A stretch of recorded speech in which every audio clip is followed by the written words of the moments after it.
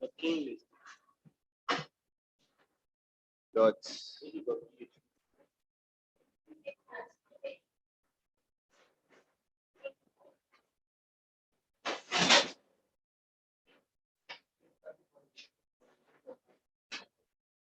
What's your hotspot password?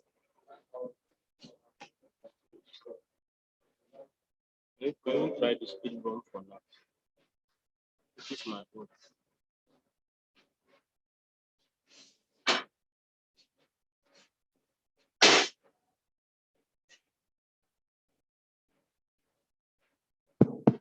Hello, hello,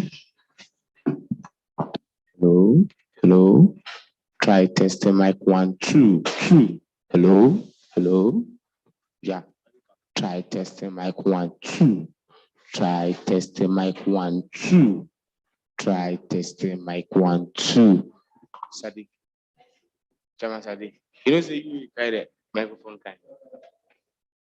You put it yesterday. If you yesterday left one for you.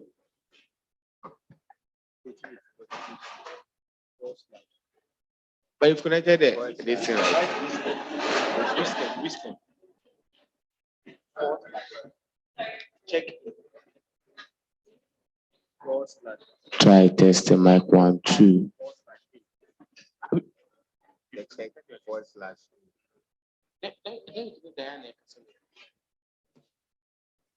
Have you connected it? I'm sure because of it, you have to mute your mic. Check. Your mic. So,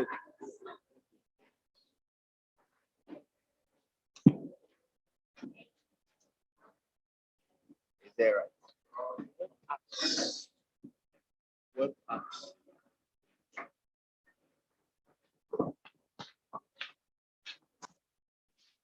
Web.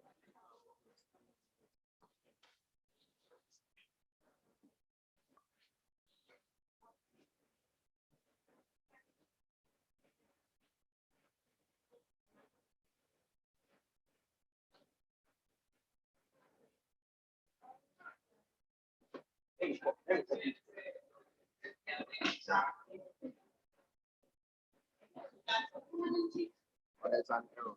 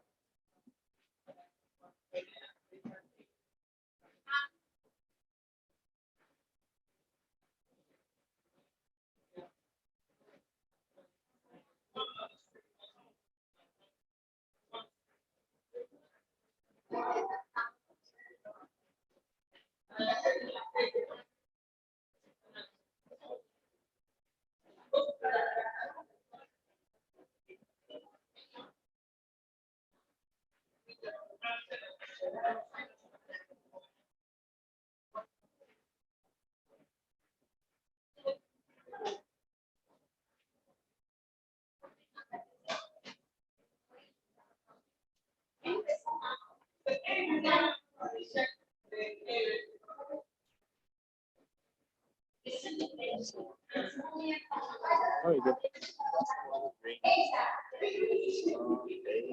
Login.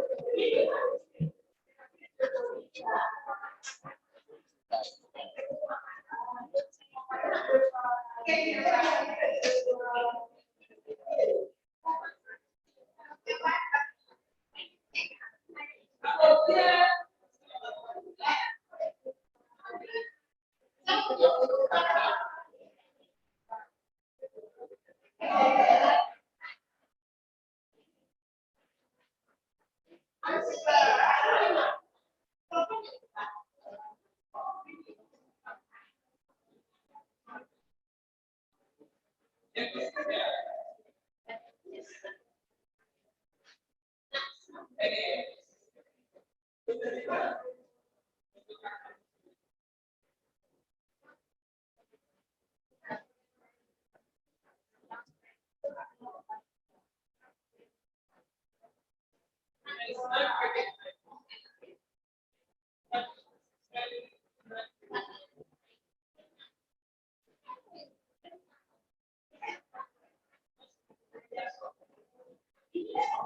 you ready?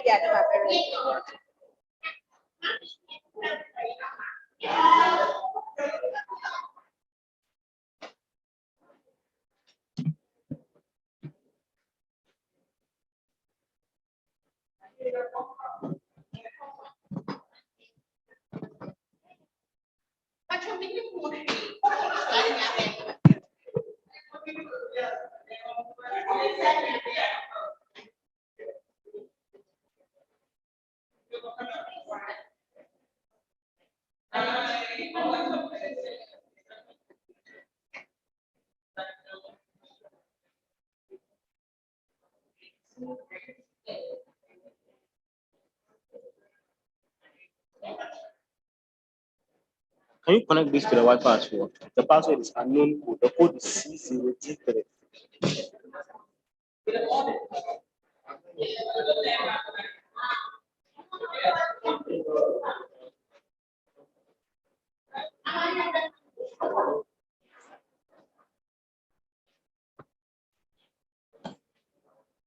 Diane, Diane,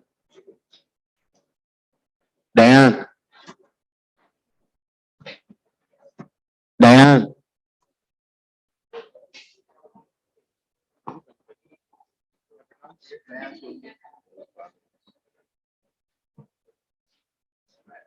But others are connected. Our 3 or 2. Check.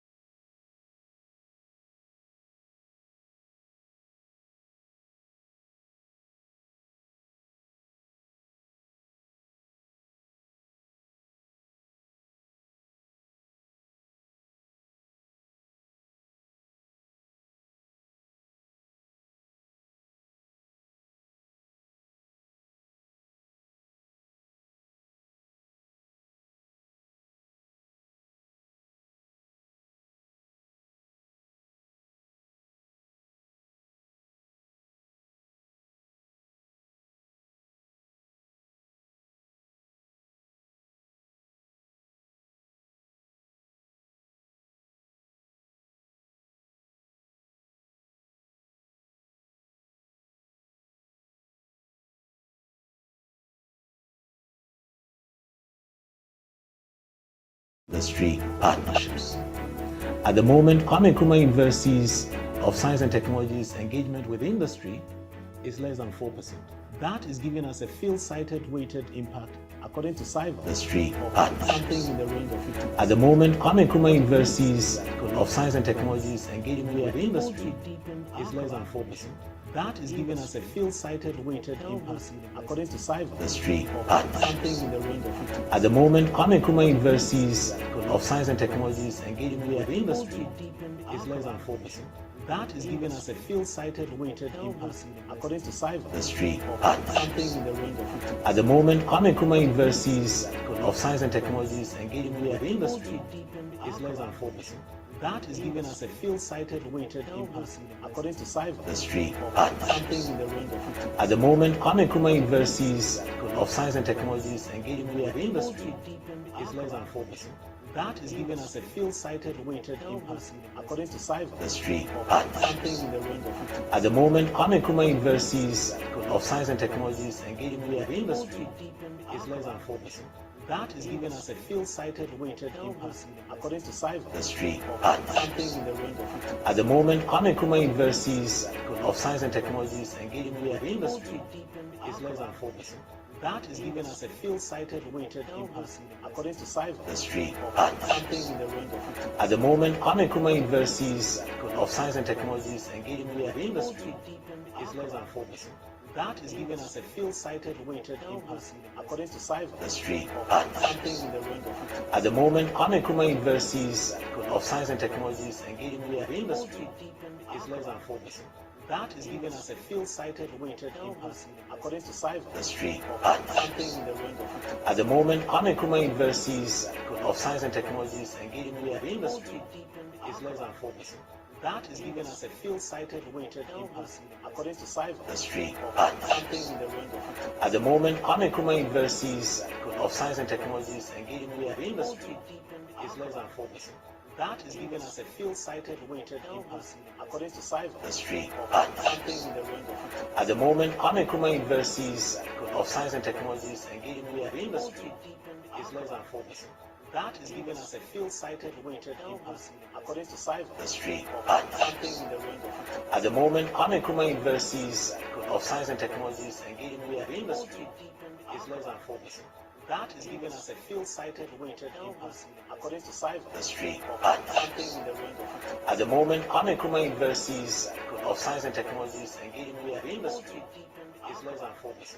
That is giving us a field-sighted weighted impact according to Cyber industry something in the range of 50%. At the moment, Kwame Nkrumah University's of Science and Technology's engagement with industry is less than 4%.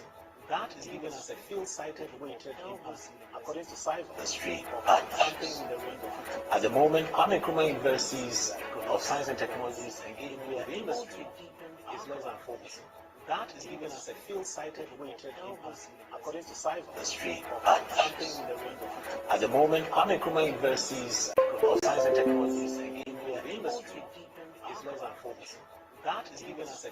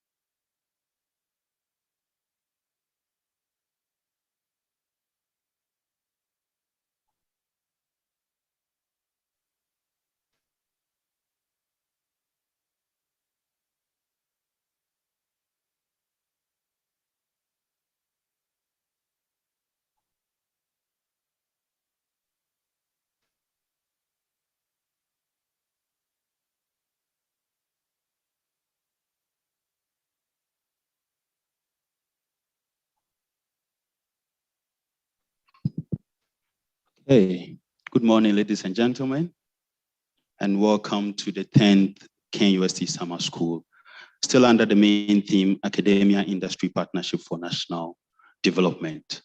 Please, we'd like to start today's program. We'd like to invite Reverend Professor William Obeng-Dente to give us an opening prayer. Thank you. Shall we humbly be on our feet as we pray? Our ever-living God, we thank you for the gift of life. We bless your mighty name for our university and our college. We thank you for the impact of summer school over the years. Even as we are praying this morning, we commit the College of Science Summer School unto your care. Father, from the classroom to the workplace, even as we are going to listen to how we'll be able to develop our students and graduates for the workplace. We pray for your guidance and your wisdom to guide us in all our deliberations. I bring to your altar all the presenters. We also commit the chairperson for this program unto your care. We commit all senior members in the college and senior staff. Remind those who are not online or over here also to listen to what we will be learning. Precious Father, in your capable hands, I commit this morning's program. This we ask through Christ our Lord with thanksgiving. Amen. Shall I resume our seats? Thank you very much, Professor. So we started yesterday's program by listening to excellent presentations from Mrs. Constance Swanika and Professor Ernest Aite. We will continue today's program under the sub-theme From Classroom to Workplace, Developing Industry-Ready Graduates Through Effective Partnership. Before I introduce the chairperson for the local college subcommittee to give us his welcome address, I would like to acknowledge the presence of some distinguished personalities. Our provost, the provost for the college, Professor Leonard Amekuji, is present. Please let's clap for the director for the Institute of Distance Learning, my own professor. We also have the OGR director in our midst. We would like to acknowledge all past provosts, all deans, heads of departments, and importantly, our resource persons who we are going to introduce in due time. Please, let's give ourselves a round of applause as we welcome each other to day 2 of the 10th KNUST Summer School.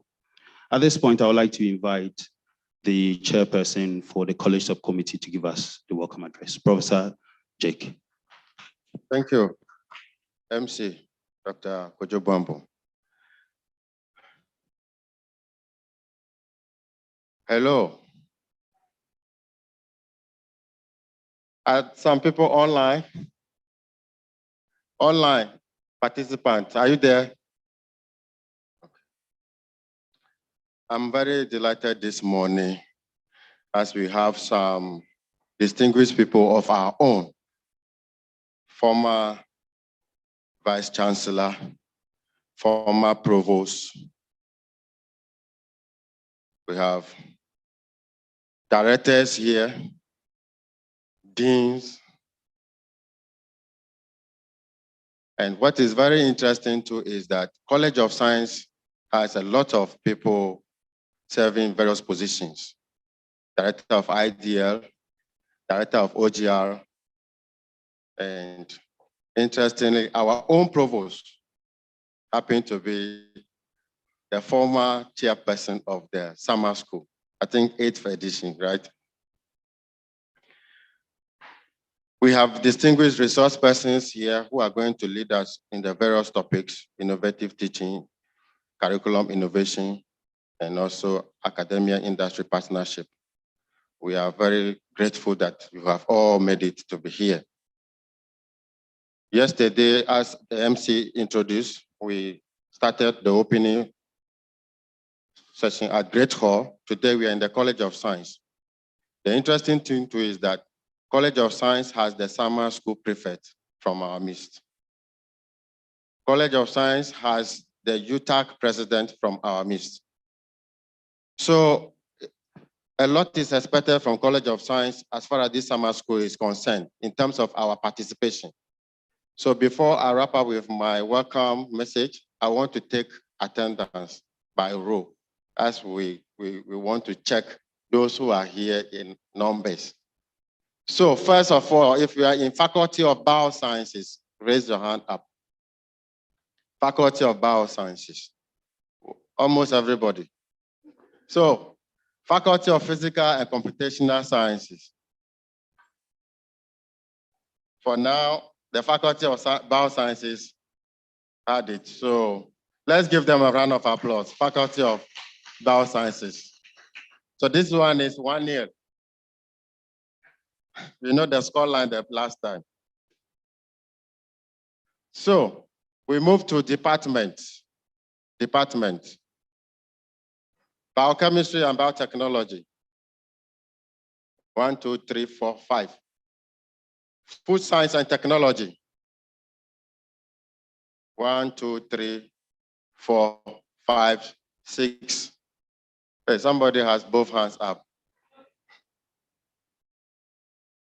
Optometry and visual science. Optometry. Nobody? Wow. Environmental science. 1, 2, 3. Kojo, okay. Oh, environmental science, 3. Theoretical and applied biology. The almighty biology. 1, 2, 3, 4, 5, 6. 6. So we move to the physical and computational sciences. Okay, 7. Top. Computer science. Computer science, 1. Reverend is here. So Reverend, I'm sure you will bring your people in both physical and spiritually. Mathematics. 1, 2, 3, 4, 5. Chemistry. 1. Chemistry, 1. Physics. Don't disgrace our provost. 1, 2, 3, 4. Physics, 4. Climate, meteorology and climate science. So provost, where do you belong? Meteorology and climate science. So with provost, we are 2. Thank you. All right, colleagues, this summer school present another opportunity for us to look at the team in our various capacities regarding academia industry partnership. The resource persons are ready. Let's also be ready, participate actively, contribute actively as excellent students that we are in the College of Science. On this note, I wish us all a fruitful summer school at the College of Science. Thank you. Thank you very much, Professor Jake. And thank you for reminding physical science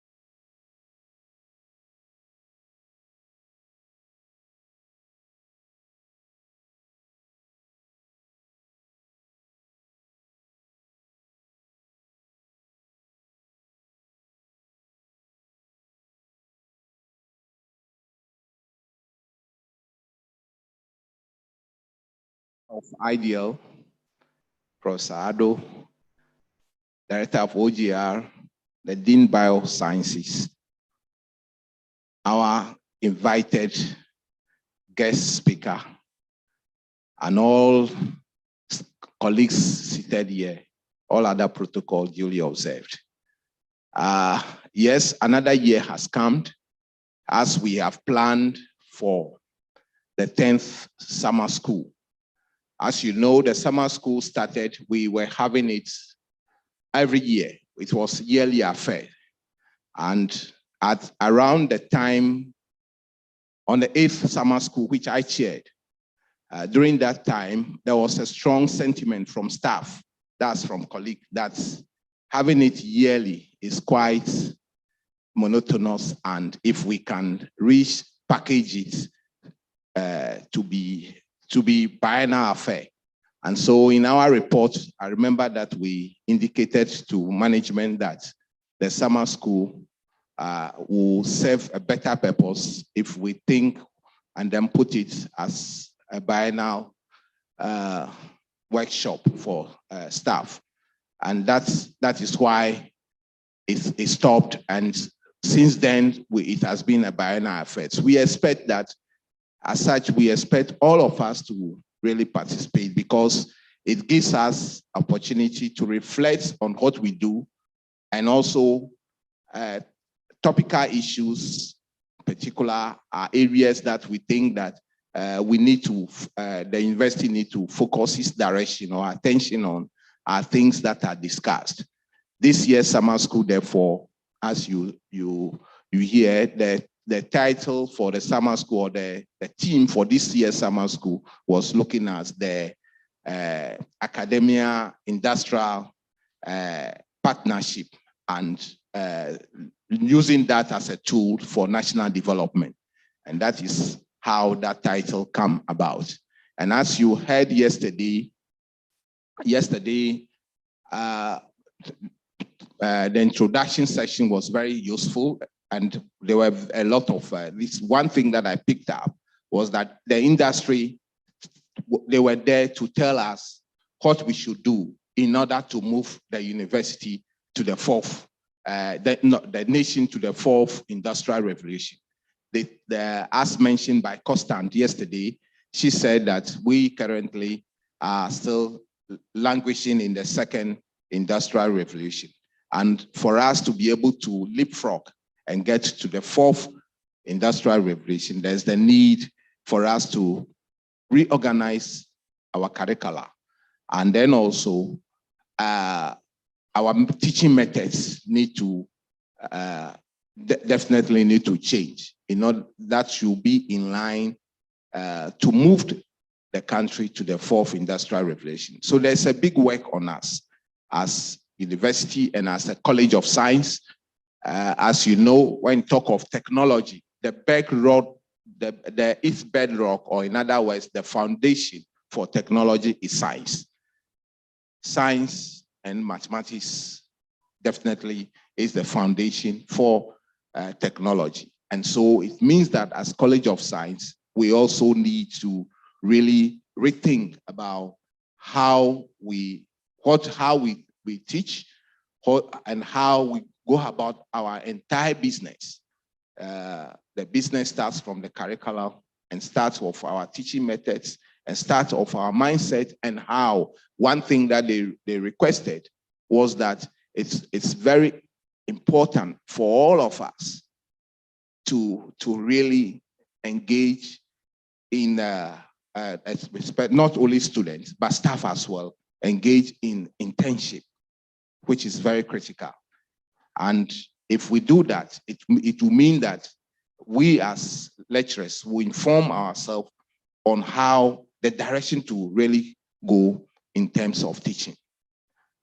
I completely agree with the person, because I remember starting as a teacher, I did a more than 1 year internship as a teacher. And so when I started teaching in infant pain school, it was already as if I was an old teacher, because we were fortunate when there's almost in the final year, when the university, when there was that long 1 year strike, that whole year I spent it teaching at Keta Secondary School. And so when we were called back, and after school, and you have to go, you realize that because of the long teaching, and I was always teaching with a very experienced physics teacher who had taught for more than 20 years. And that was the person I was teaching with. I was working with, prepare laboratory, do almost everything with. And so already you become very, very solid to do your work. And if we prepare our students in that way, where they have a long internship, it turned out that these students will really perform very well when they go to the workplace. And therefore, we'll be expecting all of us to actively participate, and as we prepare or all think through the best way to present our curriculum and the best way to really deliver our lectures in order to leapfrog our students from this second level, or in other words, level 2 of industrial revolution to level 4. That is all that we are expecting this morning. And then tomorrow we expect us. But before we end here, we want all of us to change our mind. And as you realize, our retreats for the college, we linked it up with the summer school. So things that have not been able to, where we stopped from, we want to pick it and make sure that whatever we are going to do in the retreat, we'll finalize everything. And when we come back next academic year, we'll start very refreshed and work towards our mandate and our goal. So on this note, I want to thank you, but I want to say that I'm a bit disappointed about participation, and I'm hopeful that people will come. Those of you who have your WhatsApp, your friend who is yet to join us, please, if you can send him a WhatsApp, that please is needed. All of us, because at the end of the day, we're going to take a roll call and then we'll keep it. Because sometimes there are very important information that are discussed at this place. You miss it. And then you realize that you will be the same person that will be complaining, or in other words, that will be found wanting at the time that we want you to do something, and then you realize you cannot do that. So we will be expecting that we'll take the roll call so that we can use that data. Thank you.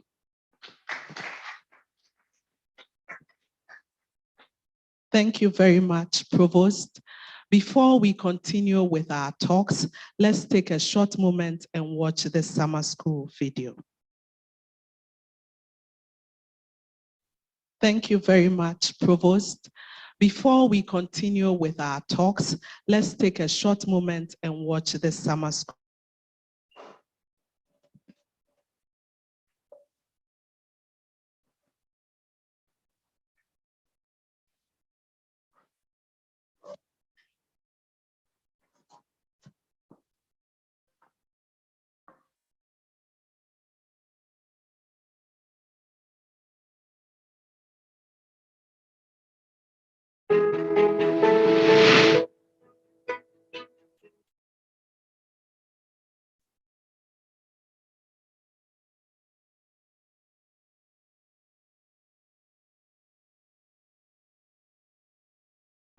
Hello, hooray.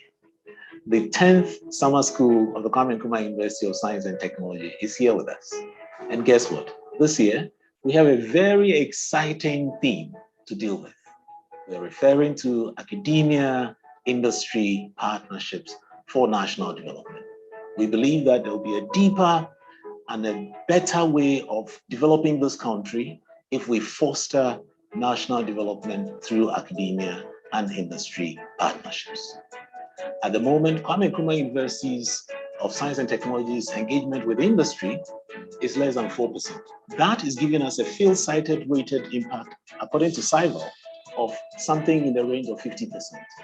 What it means is that, colleagues, friends, if we are able to deepen our collaboration with industry, it will propel this university to even a better impact as far as our national development is concerned. We believe that our students ought to be fit for purpose. We believe that our faculty ought to be fit for purpose.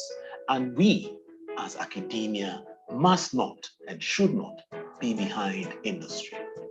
It is a partnership that we as academics should work very closely with our friends in industry so that we are in tandem with the dictates of the time. The situation where when our students finish, they are not fit for purpose must be a thing of the past. Where when students finish, even the state-of-the-art equipment that we use in teaching is about 20, 30 years behind what industry uses must be a thing. It is my hope that this opportunity through this summer school will afford us all that we need as academics to be able to foster this relationship with industry.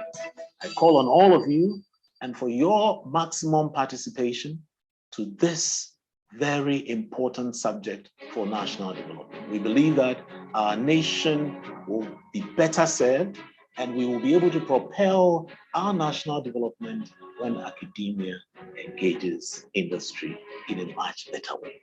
A number of programs have been lined up for all categories of persons within the university. I would like to encourage each and every one of you to be part of this, because in the training of our programs, we are working closely with industry.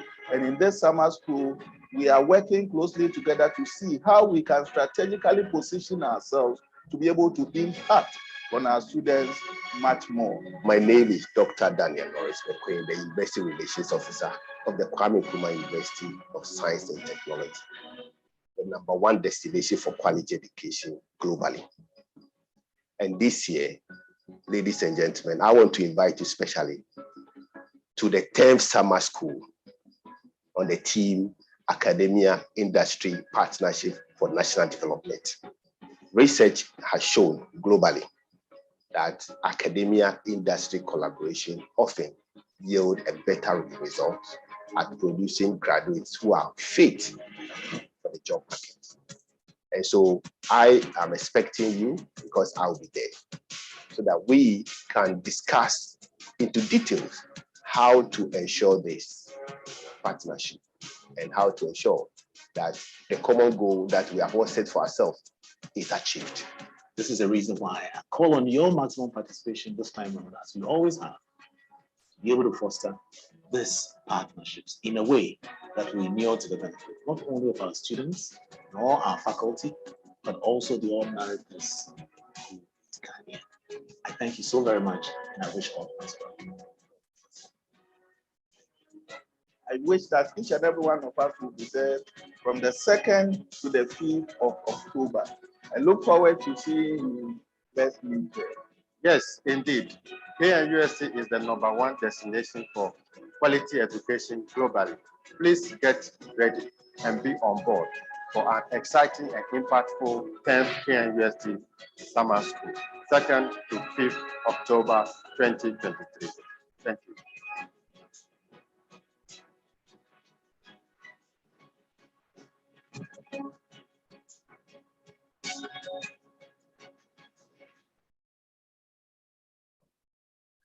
Thank you very much.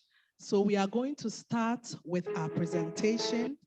This morning, our first presentation is on academia industry partnership, the role of staff and industry to promote industry-academia relationship to ensure industry-ready graduates.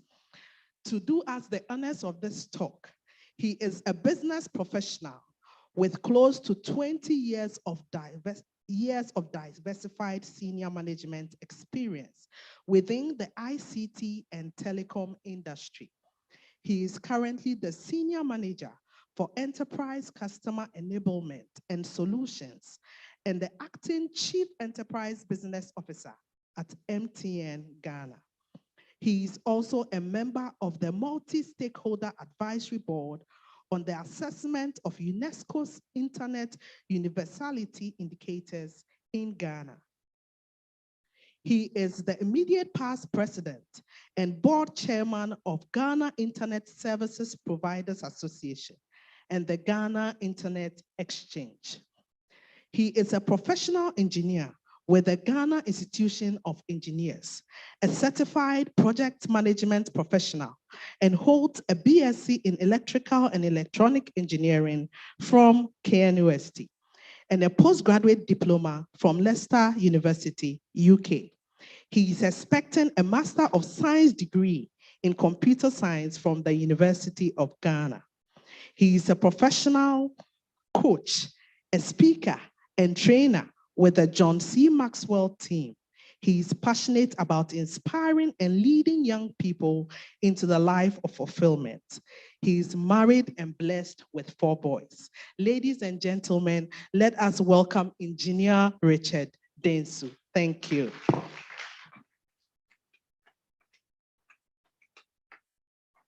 Thank you. Good morning. Okay, yes. So as I was listening to the people speaking, like the MC is a doctor. The co-MC is also a doctor. Good morning. Okay, yes. So as I was,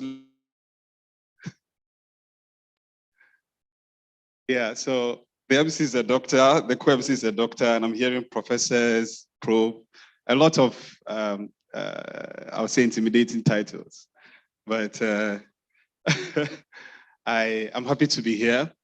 And I must say it's something that is a pleasant surprise to industry, that you would find the space to publicly invite industry to collaborate with you. You know, it didn't used to be the case. What we used to do would be to go to the radio station and then complain on the radio station or write articles complaining that we are not being heard. You are not listening to us. You are doing what you say you want to do from your own perspective. And meanwhile, it is not meeting our needs. And you would come and respond. And I had one myself. You respond and say, your industry don't understand our role. You don't know what we do. We train. We are not supposed to train to fit any industry and all of that. So it's cost us a lot over because we've not been able to collaborate. The cost comes in different forms. We've had situations where we have to spend money to train new graduates. I mean, one study put it at around $1,250. That's about 13,000 Ghana cedis to train a new graduate, retrain the person to fitting. Today, I will share some real practical situations where these difficulties arise for us as industry. So thank you once again for having me. I'm very honored to be here, and thanks for the reception and all that you've been able to do to bring me here. I'm grateful. And I also want to say thank you from the industry points on behalf of industry. My presentation is the role of staff and industry to promote industry-academia relationships to ensure industry-ready graduates. My presentation will be 3 parts. I'll first lay the context, why this is necessary, and then we'll try to give some descriptions or some definition of what we mean by industry-ready graduate from our perspective. And then I will share some thoughts on how we can collaborate together.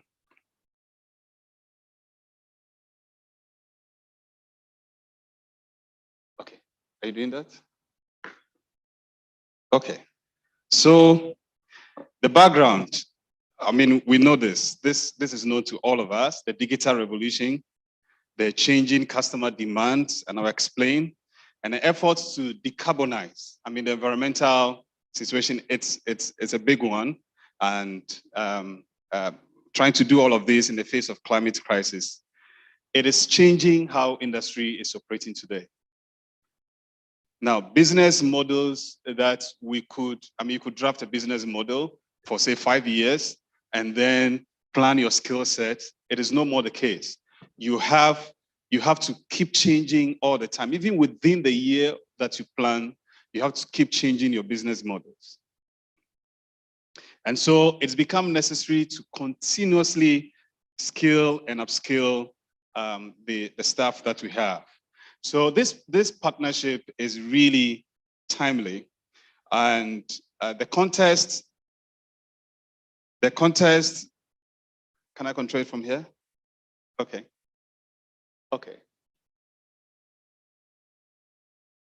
Okay, good.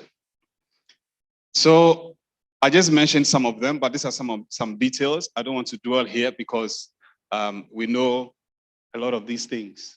I mean, a lot of things are impacting industry, forcing us to do a lot of things.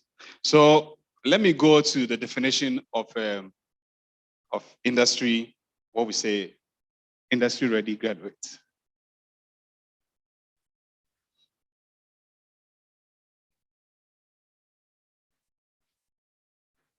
Okay, so before I give the definition or the description or the characteristics, I want to set some context again.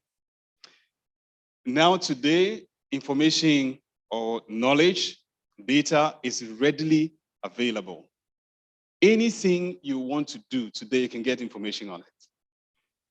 And believe you me, people have been able to build a helicopter without any experience. They just went to YouTube, follow a tutorial, and then built it. So information, knowledge is readily available. What does it mean? It means that the past where emphasis was on how much information you could put together, collect in your head, and pour out, that we could tap into because this is somebody who has knowledge. So the person is valued and is of value to industry and all of that because knowledge was not available. Today, it is available in different forms, in different ways. Those of you in computer science, you know what we call the expert systems. You can actually pull a retired person and then sit him down, collect all his knowledge, and put it in a machine. Okay? And then when he's even dead, what his thoughts about things and how he would have solved those problems, the machine can help to a greater point. So knowledge, once again, is readily available. And then technology tools, we have a lot of tools, lots of systems, AIs, all those things. I mean, they're all famous ChatGPT. You can just put it here and tell it to do right for you. It will write. The new one that is coming, it will be released very soon. That one, you can even, it can hear and then respond. You can take a picture of the things in your fridge, put it inside, and it will give you a recipe. Okay, so knowledge, it's available. The challenge, therefore, is how what we're expecting from the young graduates or the graduates who come from the university is how to utilize these resources to create value for industry. Okay, how to utilize the existing knowledge and existing tools to solve problems, to create value for industry. That is the expectation. So the characteristics, I would say, is someone who is technically sound. When I say technically sound, I mean he's proficient in tax and then also understands the fundamental principles. It means he can do something. So you finish from here as a computer science person, you should be able to, if there's any phrase, computer science, okay? Because you finished as a computer science. Let me use accountant, okay? So when you finish university as an accountant, you should be able to take care of, account for the finances of a small business at least. Okay, so what I manage engineers and science students and all of that.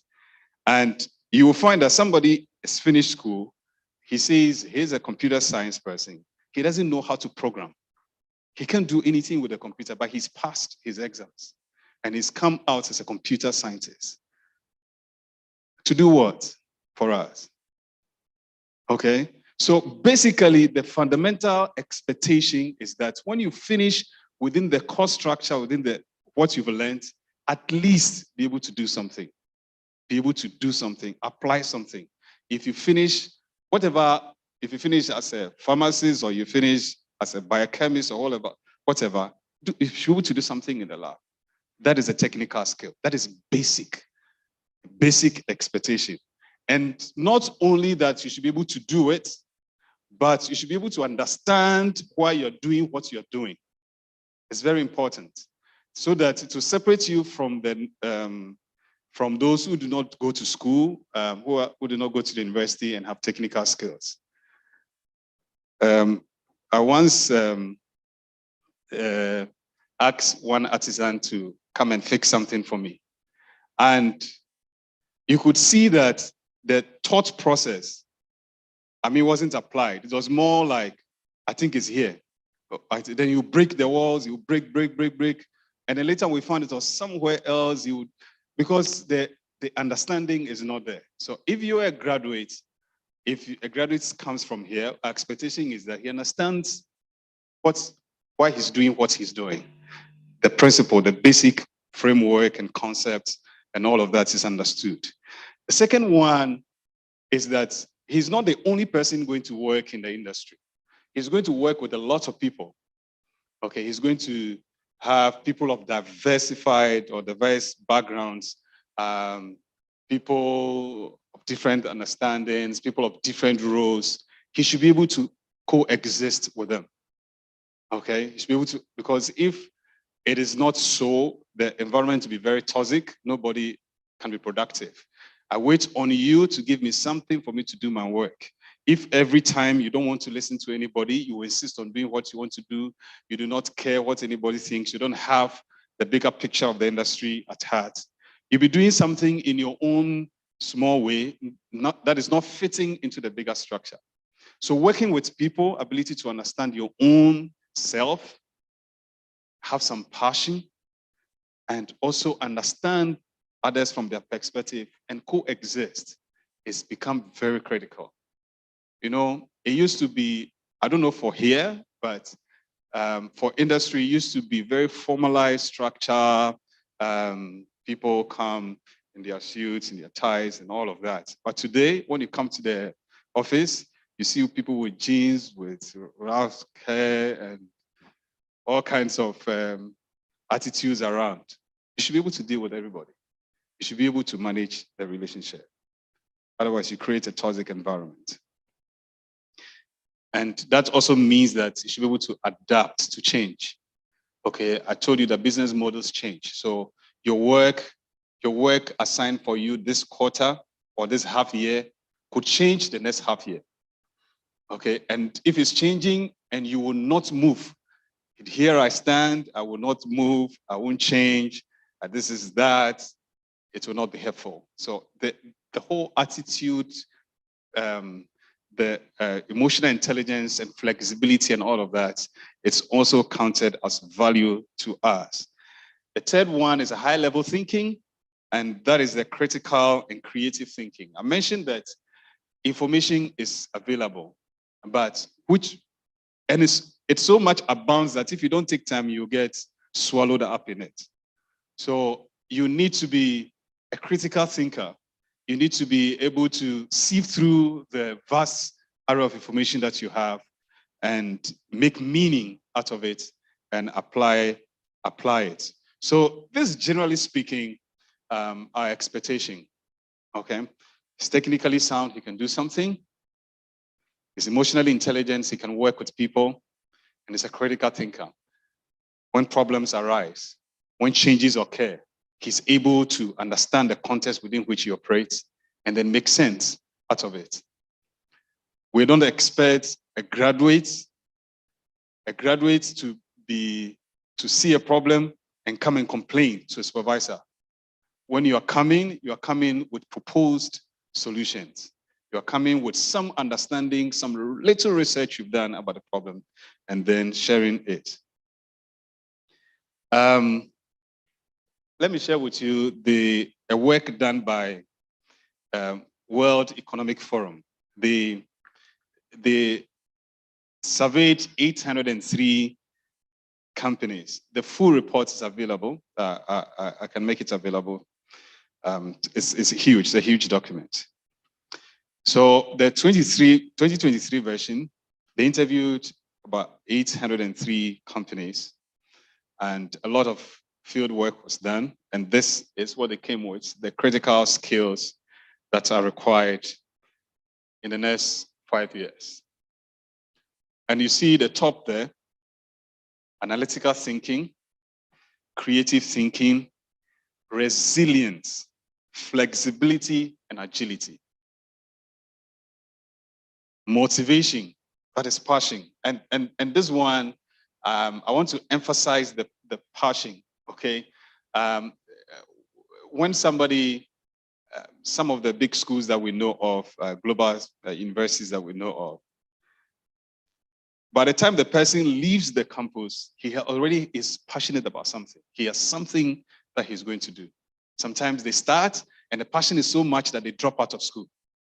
Okay, so if we're able to create this kind of passion in our students, by the time they leave, they have something already. They're already burning with something, and it's easier to light it up. So the top 5, I'll just leave it at the top 5: curiosity and lifelong learning. Lifelong learning. I mentioned that we keep changing things, new things are coming up. If the person is not tuned to upgrading him or herself, he will remain the same way, and then things will come and pass and remains where he is. What we do, and in one of my proposals, I'll mention it, what we do today is that every year we set aside millions of Ghana cedis to reskill, to retrain every time. Okay, as industry, we set out a lot of money. You see the others, technical stuff. It's expected that you have the one, maybe if you take the top 10, the rest, it's expected that you will have those things as basic requirements. You have, most people would have. The top there is what mostly is lacking. And then they also checked how it will evolve. And that is how they see it moving. So you see the reskilling, the areas they want to reskill between 2023 to 27, and then the core areas, the skills. Now, just some highlights. Employers estimate that 44% of workers' skills will be disrupted in the next 5 years.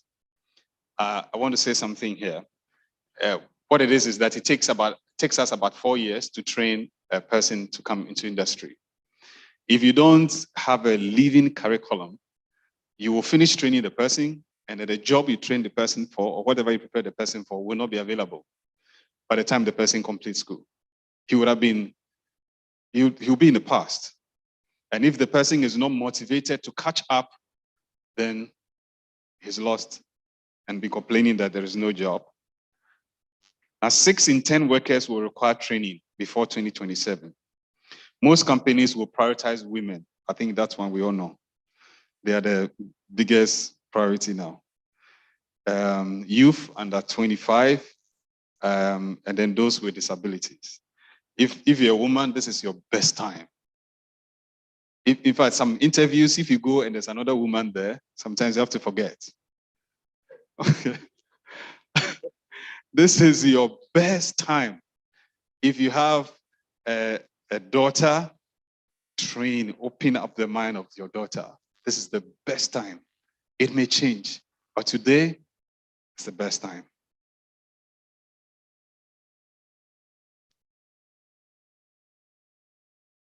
And then also in terms of the jobs that will be available in the next 5 years, demand for AI and machine learning, especially, is expected to grow by 40%. You know, those of you in biology and all those other ones, you may not believe it, but machine will be able to do what you're doing today in no time. Okay. Once it's based on logic, once it's based on rules, machine will take over. Okay. Once it can be logically, it follows logic, machine will take over. You may believe it, you may not believe it, it will happen. Those of you who have used ChatGPT, don't you wonder how it's able to put things together? Okay. There are more sophisticated systems coming. Driverless vehicles are coming and they are abounding. It tells you if a vehicle can drive through town the whole day without hitting people and all of that, nothing is impossible, actually. So I will leave that For the sake of time, as I said, I'll make the full report available, and then we can have a view of it. Now let's go to the meat, the core reason why we're here. What are the areas of possible partnership? I think number one, I'll look at the first part. I'll look at in designing the curriculum. The first, I would say, is necessary for us to regularly do industry needs assessment. That you don't build it based on what you think we will need, but what we really need. Okay, we are your biggest customers. It is expected that you listen to your customer before you do what you want to do. Okay, so beyond us having this high-level discussion, it's important that a thorough survey is carried out to ensure that we truly understand what industry needs. And it has to be regular because it keeps evolving. What I shared with you is a global view, but maybe Ghana's situation is different. So let's not refer to some of those documents and think that it's okay. We need to get to the ground and do the assessment on the ground. The second one is also on advisory boards. It may be necessary to set up an advisory board for ongoing support. Okay, there can be a sort of a bridge between academia and the industry. So they sit in between there. And these are captains of industry. And KNUST has big alumni base. I mean, you used to be the one to train all people in sciences, basically. So I don't know who you need that you can tap, you can call. You have the base. So call the big guys, put them there. Some of them, they don't need money. They don't really need money, they want to contribute. So don't worry about paying them, because some of them, if they say we'll collect salary or they'll charge you, I think they will drain your resources. But some of them, they don't really need it. They just want to serve. Okay, so if you approach them and you said twice or 3 times meeting, we'll meet to discuss, look at how things are going, to take your thoughts on how things should look, they'll be so happy to join in. So that's the advisory board, should consider having something like that. Then that is in terms of the design. In terms of the implementation, I have 3 suggestions. When you have designed it, you have to ensure that it's working. So the first one is the guest lecturers. There is one university in Ghana here. They require people who are in industry active. They are the people they take to come and speak to their students. Okay, and when the students finish school and they come, you see a difference, actually. You see a difference. So they have the flexibility to allow them to participate. Okay, so the time of lecture is according to what is agreed. So it could be in the evening, it could be a weekend, it could be early in the morning before he goes to work and all of that. So there's that system that is created to allow for that kind of collaboration. If you would have it, you have to create it. You have to create the structure and a system to allow that kind of partnership. Then the industrial training or attachment for staff. I think we do it for students. I didn't put that here because I think it's something you already do. And even in my department, I've taken a lot of them. You do all the time. So that is a given. I mean, we've gone through a lot of that already. But for staff, it may be necessary. I don't know whether it could be a requirement that not only have you attained the doctorate, but you have a year or 2 exposure in industry. And the person doesn't have to go and search for his own work and all of that. If that collaboration is there and is activated well and is there, they understand that I'm sending you this person who has finished his PhD in this or in this and this area to come and work and be ready to support the person. because if you ask us to pay the person, it means he has to go into our employment roles or the head count, and that may create issues. But if it's as flexible as the attachment done today, it could be 3 months, 6 months, or 1 year, or if you can, I don't know, he can be teaching and still working in industry for some time before fully coming in. I think that exposure would be good. Not only at the beginning, but even after teaching for some time.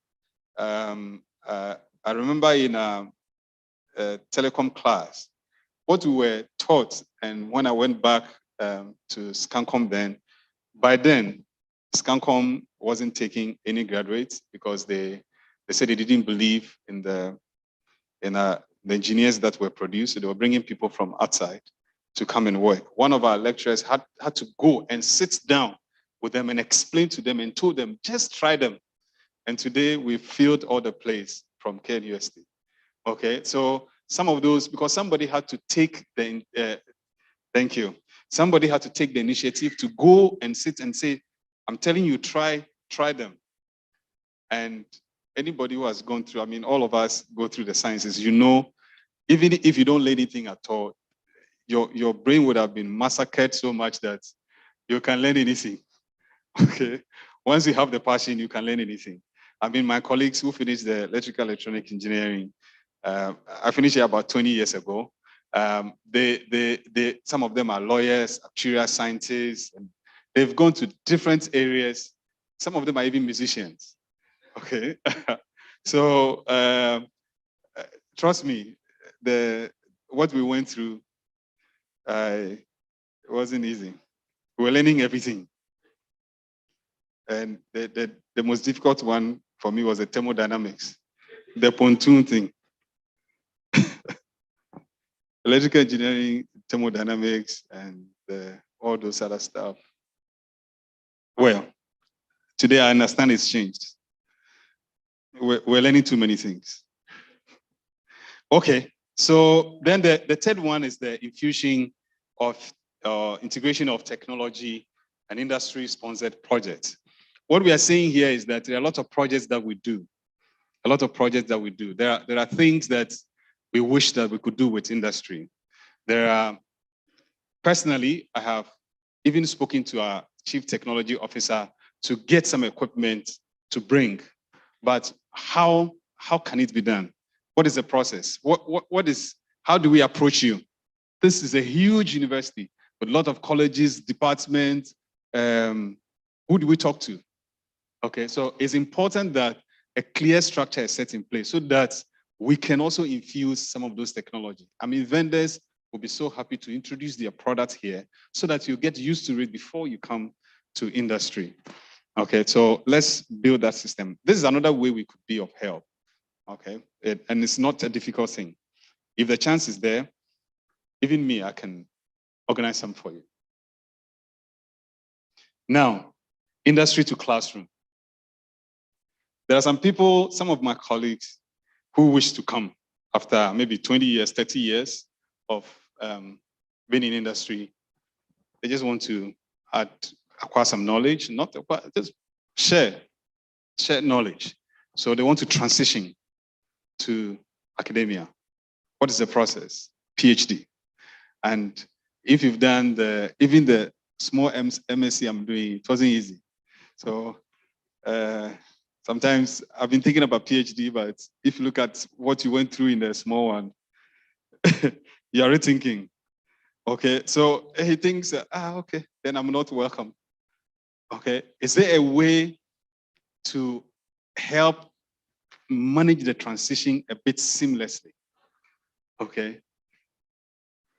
My first struggle trying to do my first research was I should give the theoretical framework underpinning this research, and I was lost. In fact, whatever that meant. Okay, so by the time you get your mind wrapped around, you're already frustrated. Is there a way to help graduate people from industry into academia? And it happens a lot. Even politicians can be brought in. okay, somebody who is being a minister and he's resigned can be brought in to teach something. I'm not saying reduce your requirement. I don't know, but I don't know. I'm sure GTech will not allow, but I don't know. Just think through. I mean, that's why it's a university. So I leave it for you. So I think that's one way we could. And then also, we do lifelong learning. As I said, like today, where I work, we have what we call graduate development initiative. Okay. So at the end of the national service, we conduct a test and then we pick some, and then we take them through a rigorous training to get them to fit into the industry. And these trainings, and even those who are already working, myself, I go through a lot of training every year. We've acquired a lot of online materials, training that's available for staff that you're supposed to upgrade yourself with. We have what we call fundamental skills that every employee needs to have.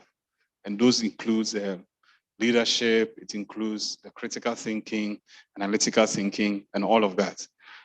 These are courses we can create, we can co-create, okay, so that we can send people over to have the training. We can co-create those specific customized courses.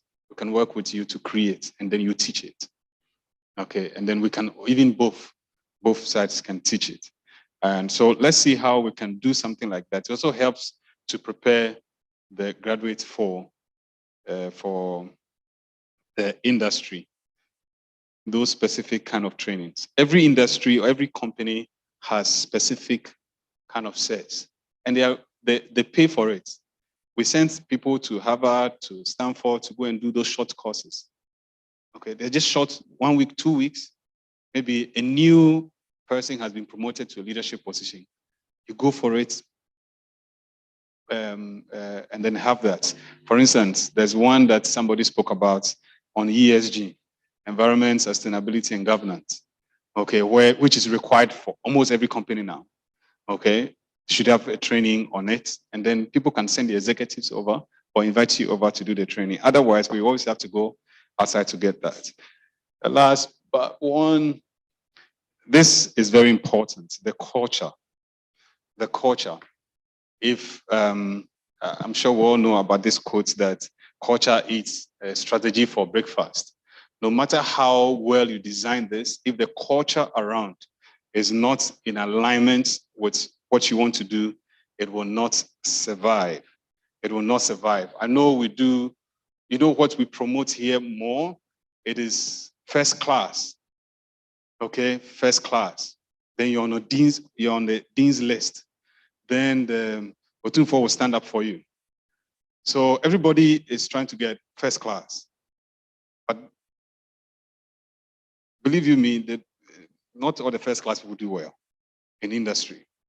Okay? One lecturer, one doctor said something which I am happy to, I say that I'm aligned with it. If a student is here and the student gets, yes, I'm almost done, so thank you. If a student is here and he is involved in all these things that we're talking about and still gets first class, and is truly a first class student. But if you ignore everything and it's just the books, then continue with the books.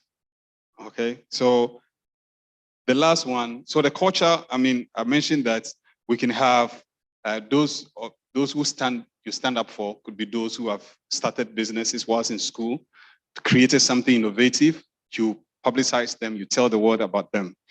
Okay, and we can also do some competitions and all of that. Lastly, measuring the impact, it's very important. It's very important that you measure the impact of what you want to do. If every time you are tracking how many graduates have left, how many of them are in the job market, how many have gone on to the to upgrade themselves, how many of them are here, it's important that you do that tracking.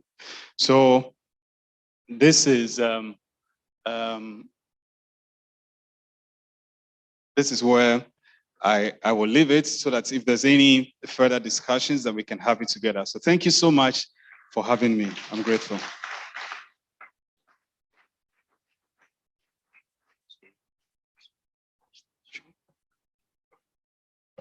Thank you very, very much, Mr. Richard Densu. I believe that we in academia agree with you that there is still a gap that needs to be bridged. And personally, I get really frustrated whenever I hear that the graduates that we train are not industry ready. And that's why it's important that we have you here to highlight the need for continuous collaboration in order to identify the current and future skills and emerging techs and industry trends that we need to incorporate in our graduates so that when they go into the industry, they can fit into the industry. I'm sure we have some questions for Mr. Richard Densu, so we'll allow 10 minutes for questions and answers. Please, if there are any questions, raise your hand. We'll come to you so that you can ask your question. There is a hand up.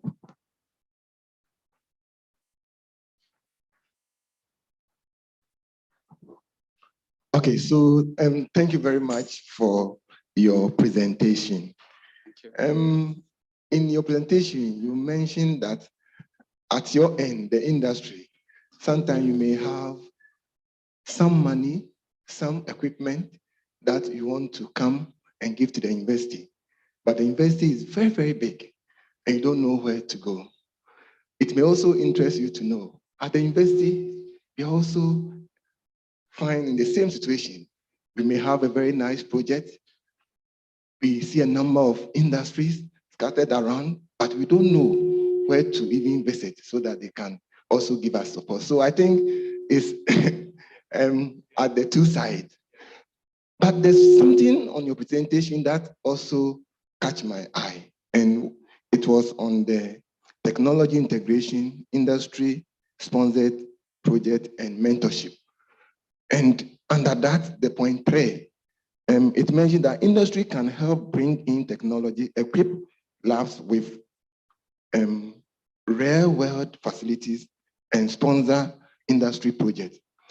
I realized that you also talk about this designing a living and adaptive curriculum. All these things, we need a practical component to support it, especially we in the sciences. And we need to strengthen the practical aspect. And it's one of the challenges that we have. So for me, I'm seeing this presentation being translated into real life action so that going forward, if that door can be opened between the academia and the industry, we can have that component of our lab being refurbished. And I can tell you, those qualities that we are mentioning, bridging the gap between the theory and the practical, it can easily be realized. So that is my contribution as far as this presentation is concerned. Thank you, thank you. So what I would suggest is start with one single project. Don't look at the big one. Just target one company and then start with that company. Pick up all the learnings and then expand. Okay, if you make it too big, it will become difficult. Start with one industry and then pick up all the learnings from there. That's what I would say. Thanks for the contribution. Thank you, Mr. Densu. And thank you very much for this presentation. I think it's very insightful for me, and it's very good. I just wanted to add and then maybe raise some points. You said industry is the biggest customer of academia. Today, I also want to tell you that academia is the biggest customer of industry. Yeah, I agree. Yes, and so I think we have to look at it that way. I have my own experience because a sister company made a lot of money by seeing KNUST as a very big customer. And therefore they partner the university in a lot of their research. And then the outcome of it, they used it in other higher educational institutions. So they make the money through this approach. And I think that maybe you have presented nicely the industry point. I want to try and also raise the academia point. Yeah, but I am so happy about the things you have said, and they are true, and we have to work at them. I've had the opportunity to train outside, and I went to one of the best schools in the world. But one of the things I find is that some of the things we are talking about, the second revolution, the third revolution, the fourth revolution, the question I ask is who established it? Who brought it into being? Well, it is all because of technology and how we are moving. And who developed the technology? In actual fact, it is out of research. Industry, in principle, is one step ahead because industry that wants to be one step ahead has academia as its best partner. Yes, I agree. But when you come to a part of this world, as much as we have so many challenges, which I will underline that, I also think that in our partnership, we are struggling. We don't understand you well, and we can do better. But I also think you are not helping us. For example, if you set up, just let me use your company, an MTN research hub here, and then you task the institution that we want you to do this. But it is easier for MTN to carry that simple research to Harvard and then bring that response back here and then use it. Why? Because Harvard has established its name. And what is interesting is that a Ghanaian student at Harvard from Key University would work on that project, and then the results will come back to MTN here in Ghana. So we want to also appeal to you in this partnership to help us. We are not doing very well. From what you have presented, there are so many things we need to do better. But at the same time, I think industry, in this partnership, you can also drive us. The question is, do you want to see a top-class academia in this country? If that is the orientation of industry, then industry can decide that as much as we see that there are challenges here, let us lift up academia and bring it to where we are so that we'll lessen our problems. And then I think the partnership will be excellent. Thank you. Thank you. Thank you. I think it's beautiful. Yeah. It's very true. It's very true. Yeah. I think, as I said, beyond these high-level discussions that we've had, it's important that we engage at the micro level and discuss further how to, put this into practice, bridge the gap, because we are actually willing to. For most industries, for most companies, manufacturers, they have their own research and development within, and is fueled by the academia. We don't have to have one for most of the business that we have here because we may not be able to pay them. But we can, like you said, establish it within the university as part of the normal work. So yes, I'll carry it. Thank you. Excellency, it's good to hear from you. I just have a hypothetical question. When asked to advise a government on university education, so when you were here, we were only about maybe 20 years ago. Yeah. About 20,000, maybe less. We are now 86,000 and counting. If you were to advise government, would you want to equalize all the universities, including the political universities, and I say it without any apologies? A government decides to create a university. Overnight, it has accreditation, it has everything, and his vice chancellor takes me as my vice chancellor. Would you suggest that universities like KNUST the old ones, leave undergraduate training and keep it smaller and keep it as a research-based. Yesterday, I heard a former vice chancellor of Legon. He says we decision to make our team research-based. I teach a class consistently, unlike first years, but there are 800 plus. 800. Yes, in one big auditorium, because I don't want to repeat the things. Wow. How, even if I break them up into 80 for lab. See what I mean? Yeah. You have to advise government. How are you going to advise government? Should be this mass training, we are all the same. So keep on training, or are going to ask government to do something different. I heard your one of the points you made, and that's why I'm asking this question. See, we always talk about economy of scale. There are 30 people in a class.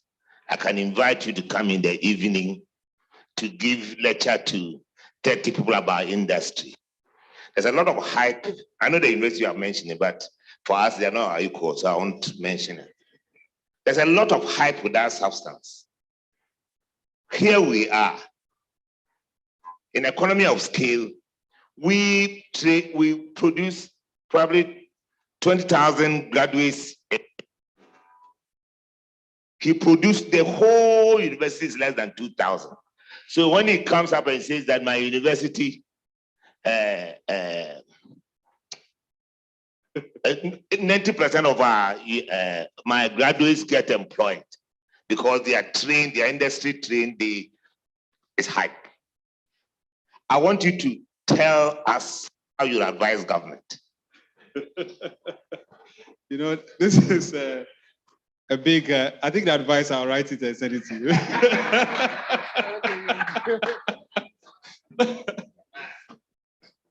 Yeah, but let me add something. Today they split the engineering department into so many. Our time it was just electrical, electronic. There was no computer, there was no telecom, there was nothing. And we're just 77 in class. And even those who came before us were just about 50 or so. Today I met somebody, he said the electrical engineering class, they are over 300 and they don't even know each other. Yeah, so how could we do collaborations and all of that? I don't know how to deal with the numbers. As I said, I'll write my suggestion to you, but I think the number thing, you need to think about it. Yeah. Thank you very much. We'll take 2 questions and then we can move on to the next presentation. Prof. Abedu and then Prof. Tamakwe. Yeah. Good morning, friends and colleagues. My name is Arsi Abedu. I'll take us back to the principles, and it's a question first. Say, does the industry believe that training graduates for the market, it's a dual responsibility of the industry and academics? Yes, we do. That's why we keep chasing you. Good. So the next question is that how does industry participate in this effort practically? I mean, considering the huge numbers that we have. I say this because I know you are doing very well, but many times, even when the students are sent there and they come back, they just found a small space. In many cases, they are either reading the daily news, listening to the FM stations. They don't actually get involved in what's supposed to be doing. So I believe that we must ask the industry or convince the industry to understand and accept the fact that as long as it's a dual responsibility, if they accept so, then that has to be practicalized. And they should do whatever they can to make sure that their responsibility or their co-contribution to the training will be manifested. Because when we train the students and they come and they don't perform, and Ghana sings, the industry sings, and academic code sings. So I think it's important in your meetings, let's emphasize the fact that it is indeed a dual responsibility. Because we cannot sit here and say that we have finished. And when they come, you say that they are not industry material. How they become industry material. So I want you to be an agent of change in the industry. I put the same question to one of the leaders in Kumasi. I had a nice conversation. So you have to be an ambassador to convey this message that, friends, it's our responsibility as well as what? That of the investors. Otherwise, we all will sink as we are sinking. Thank you very much. Thank you very much. Thank you. Let me just add something quickly. You know, I've seen different people come in for national service and for internship. I mentioned about the passion. Okay, there are some who come, sit down, waiting to be given a task. There are some who are always on your table asking questions. There's a difference. Okay, if you look at how busy everyone is, you're not expecting us to run around. We'll give you tasks. There's one I sent there. Today he goes around the fields with his supervisor and all of that. That's passion. I'm saying that let's emphasize that you should leave here with something, not just passing exams. You should leave here with something. When you come, I saw one that was doing data analysis. I asked, do you know Python? He says no. I said, how can you be doing data analysis without? Come, I'm giving you this assignment. And I gave her assignments, and she has to report to me regularly so that I can tune her mind into it, because I saw something. Okay, so that passion thing is very important. Very, very important. Thank you. Yeah, thank you for the presentation. I'm so happy about this. You may mention that before we run a program, we should see the industry and put those things in our program. But the question is whether the accreditation will accept that. But also to inform you that I also went to one of the best universities in the world, KNUST. Yes. So I'm still here. Yeah. And still training the students to be like me, because they are also in the best university. But some of the students are not ready. That is another bigger problem. Because they think, you know, the first class, the second class, they think they cannot make it here in the best university. They feel they can go outside there to be able to make it. You know, when I started working here, I repaired almost all the computers in the university. I mean, those then, you know, in the 1999, 2000, no much computers. Yeah, I repaired them. When you go to some offices, the advice is that, oh, you are good at this job. Why don't you go out there and make money rather than be here? So that is the advice they are giving to our students. And you are teaching them, you know, they are watching you as if they are doing you a favor by being in your class. I was teaching them how to, you know, repair this computer, open it. Some of them were not paying attention. You know, some of them go behind to give me names. Just recently, I give them how to, you know, change their RAMs and those things. You know, that part is hands-on. And then this particular student, you know, he didn't like the work or the practical aspect. He go behind giving me name, hands-on. And he see me in my face and call me hands-on and advising others also to call me hands-on. You know, so imagine this particular person come to me to write a recommendation. And then we also send students for internship and attachment. And then when we send them, we ask them to write application to these industries. And they tell you physics is wrong. Because we have these people as attachment, they did work with you and all that. And then also another part is, you know, part of it, you are talking as if you are not in Ghana, whom you know. I don't know whether you heard that these days. Before you take somebody to this industry or job, you have to do the best, whether it's person a cousin or nephew or something like that. That is what is happening. So maybe I only ask you to advise other industry that they will have the best students, the industrial materials in KNUST. Thank you. Thank you. So yes, and that reminds me, when we're here, we're using diskettes a floppy disk, and we will pile up about 6 or 8 of them, and all those things. Yes, so I hear you, but this, who you know, maybe it works in other industry. For where I work, no, because our value, we insist on productivity. Maybe at, I don't know, but you have a full panel, not one person doing the interviews and all of that. So somebody may introduce you in, but you have to prove yourself to be in there. So don't give up. It's more of orientation. You can finish fixes. If a student is passionate, he will finish the fixes. He will go into something, add 1 or 2, 3, 2 things into it, and then come. Somebody called me, says he has finished those who predict the weather. Yeah. Yeah. Okay. So she says she wants a job, and that is all that she knows. I said, go and add something. Go and add something.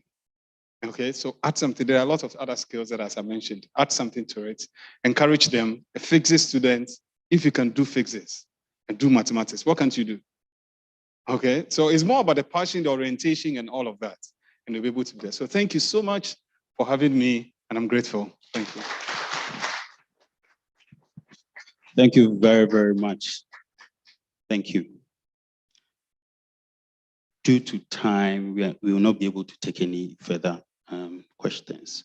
We will listen to the second presentation on curriculum innovation, practical steps to design curriculum that respond to modern trends and ensure adequate practical training for graduates. And to give us this presentation is Professor William Odro, a professor and lecturer of wildlife, biology, ecology, and management, former dean and former HOD.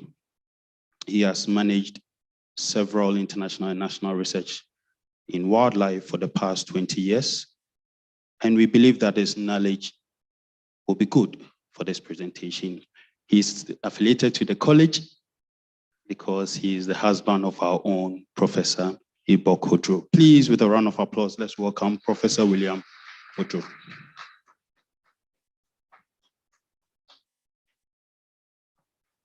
Thank you very much, and good morning to everybody.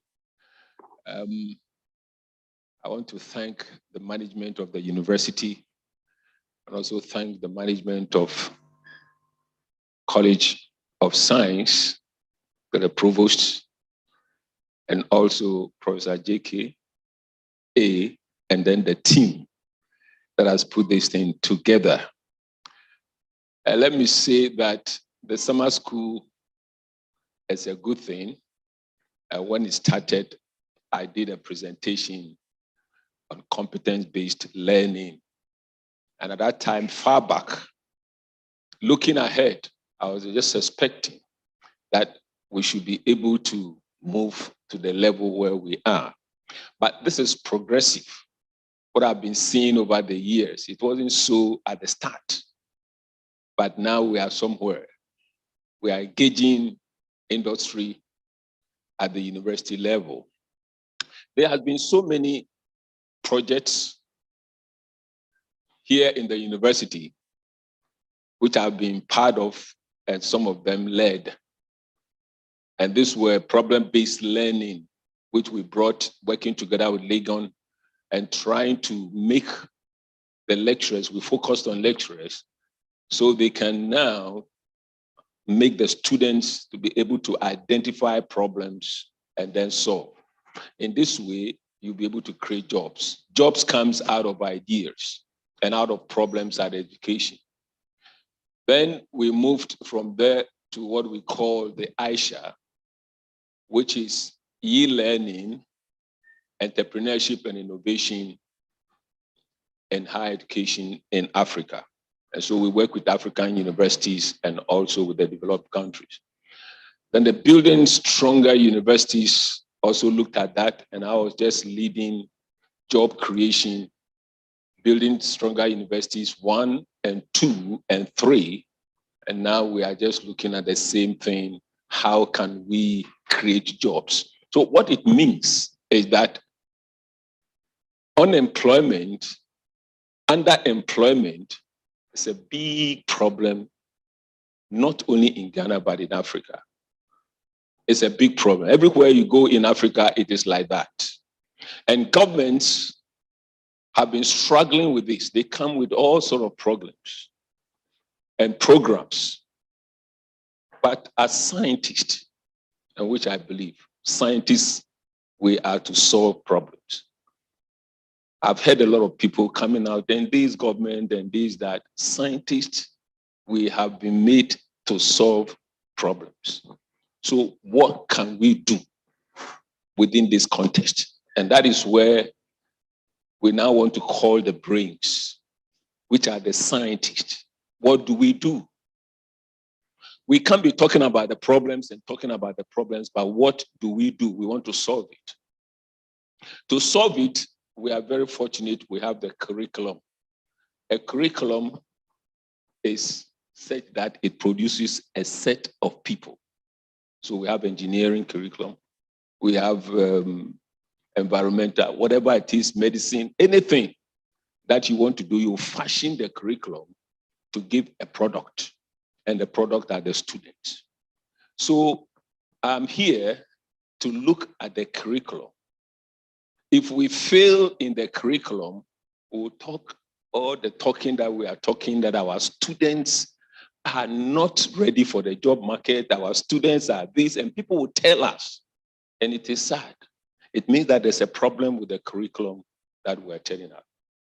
I'm just happy with the speaker, and he says that the industry is changing almost every 1 year or 4 years is changing. So by the time somebody starts first year and finishes, the industry has changed. They move to another thing. But because it is speeding up at that rate of change, then we need to do something about it. And that is one issue that we are going to look at in the curriculum. So it is not that we have not heard about this. It's not that we are not doing it, but the implementation is one of the biggest problems. So in my presentation, again, I want to encourage the management, that's the dean, provost, heads of department, which is the nucleus of the cell of the university of our programs. The heads of department should get the department to produce a curriculum that is a cutting-edge curriculum that will address the problem, because we can solve this problem. And KNUST should lead. We have led in many things. Collegiate system we led. We led in giving less endowed, KNUST, and all that universities started copying. KNUST is a leader in these things. So I'm just going to see the picture over there. And this is Aisha program. We have tried with this EU program, which is a €1 million project, to develop the curriculum, redesign the curriculum according to what is operating in the West, particularly in Europe. So I'll look at that. We have done that with some of the programs or departments in this college. I don't know how far it is gone, but we'll try and then look at that. So you see horticulture there, and some of the people you see over there, you see. So I'm just going to look at a hybrid curriculum design and respond to practical training for the 21st century graduates. And that is that, given all the problems that we have said. Can I have the next slide? Oh, yes, sorry.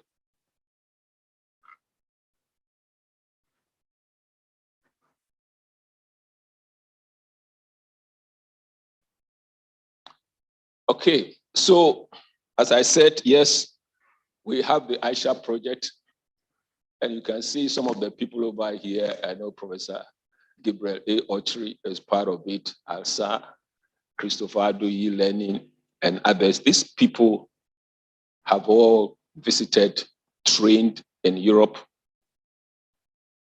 and they have done a whole lot of things, but they spend a long time with some of the top universities in Europe. So my presentation is just looking at the introduction. Then I'll look at the practical steps. And as I said, the curriculum is what produces the students. So if you are thinking of, we want a type of student, it is coming from the curriculum. The didactics and the pedagogy and all those things will come on. I've seen that some other people are going to deal with that, but they form all part. Then I'll look at the hybrid curriculum and then course model, and then I'll conclude on that. So for the introduction, yes, KNUST, we are faced with this. It is not something that we don't know. All of us know about the problem. It's a systematic challenge, but we have practical steps to design, and designing takes a lot of work. It's not easy.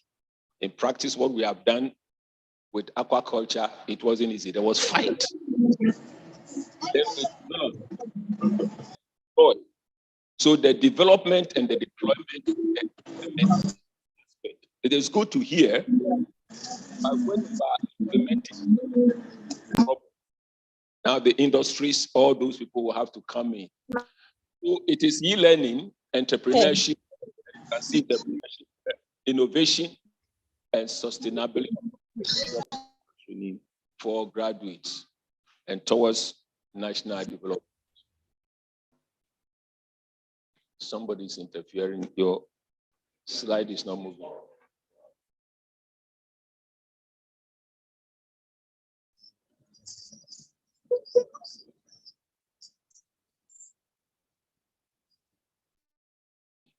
Want to identify and apply design curriculum parameters for higher education. Design curriculum that responds to modern trends and ensures adequate practical training for graduates.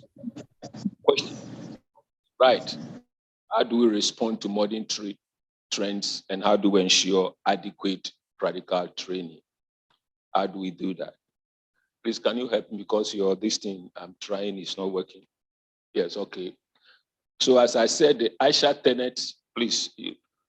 Okay, no, the other slide. Good. So it is student-centered learning. These are our customers. These are the products. We know the huge numbers. Like I said, scientists, we are here to solve the problem. How do we do that? In doing this, you have several things to do. The problem-based learning, which we know. We also know about challenge-driven education, competence-based learning, project-oriented learning, action-oriented learning, agile approaches, and so forth. And today we have the quality education, the SDG number 4, which we are taught. Then the e-learning. We are happy because COVID-19 came in, and today we have become very good in e-learning. That's what I call hybrid. So it's a technology integrated IT and technology mediated management and electronic learning. Then you have the fourth one, then the third one, which is entrepreneurship and innovation. And that is why we're talking about industry, how these people can do business. In this university, top management have been sent out in the past. They've gone to Maastricht University, all with the idea of the management to get this university to be entrepreneurial in a way. And the products that come out, they should be employable and also to be self-employed. So some provosts went. I believe something is happening within the university. They went to Maastricht University and trained. The fourth one is sustainability. So if you look at the SDGs, sustainability is looking at the environmental risks, it's looking at the ecology, the earth in particular, 3 forms, the earth, and then you see the well-being of the society, and the top one is profit. So I call it the 3 Ps, the profit, the people, and then the planet. So in forming the curriculum, these 3 ideas should be integrated into the curriculum for them to understand. Sir and others, we have posited that the Aisha program or the parameters is a very good one. It is modern. And if we are able to implement that, and all these people who have been trained, they are here on campus. They are us, the names that you see there, and they can assist any department that wants to change its curriculum to generate or produce the kind of students that we want to see. So these people have visited all these universities. They've been to Denmark, Aalborg, University of Copenhagen, not only just listening to talks, they have participated in the curriculum design, sat down with the lecturers there and so forth, because the project permitted that. They've been to Roskilde University, Sweden, Royal Institute of Technology, Spain, and that is the Ghana University and the Tanzania University on the project. And friends, the people, the department, there's a department on campus that we used as a pilot department that has been established.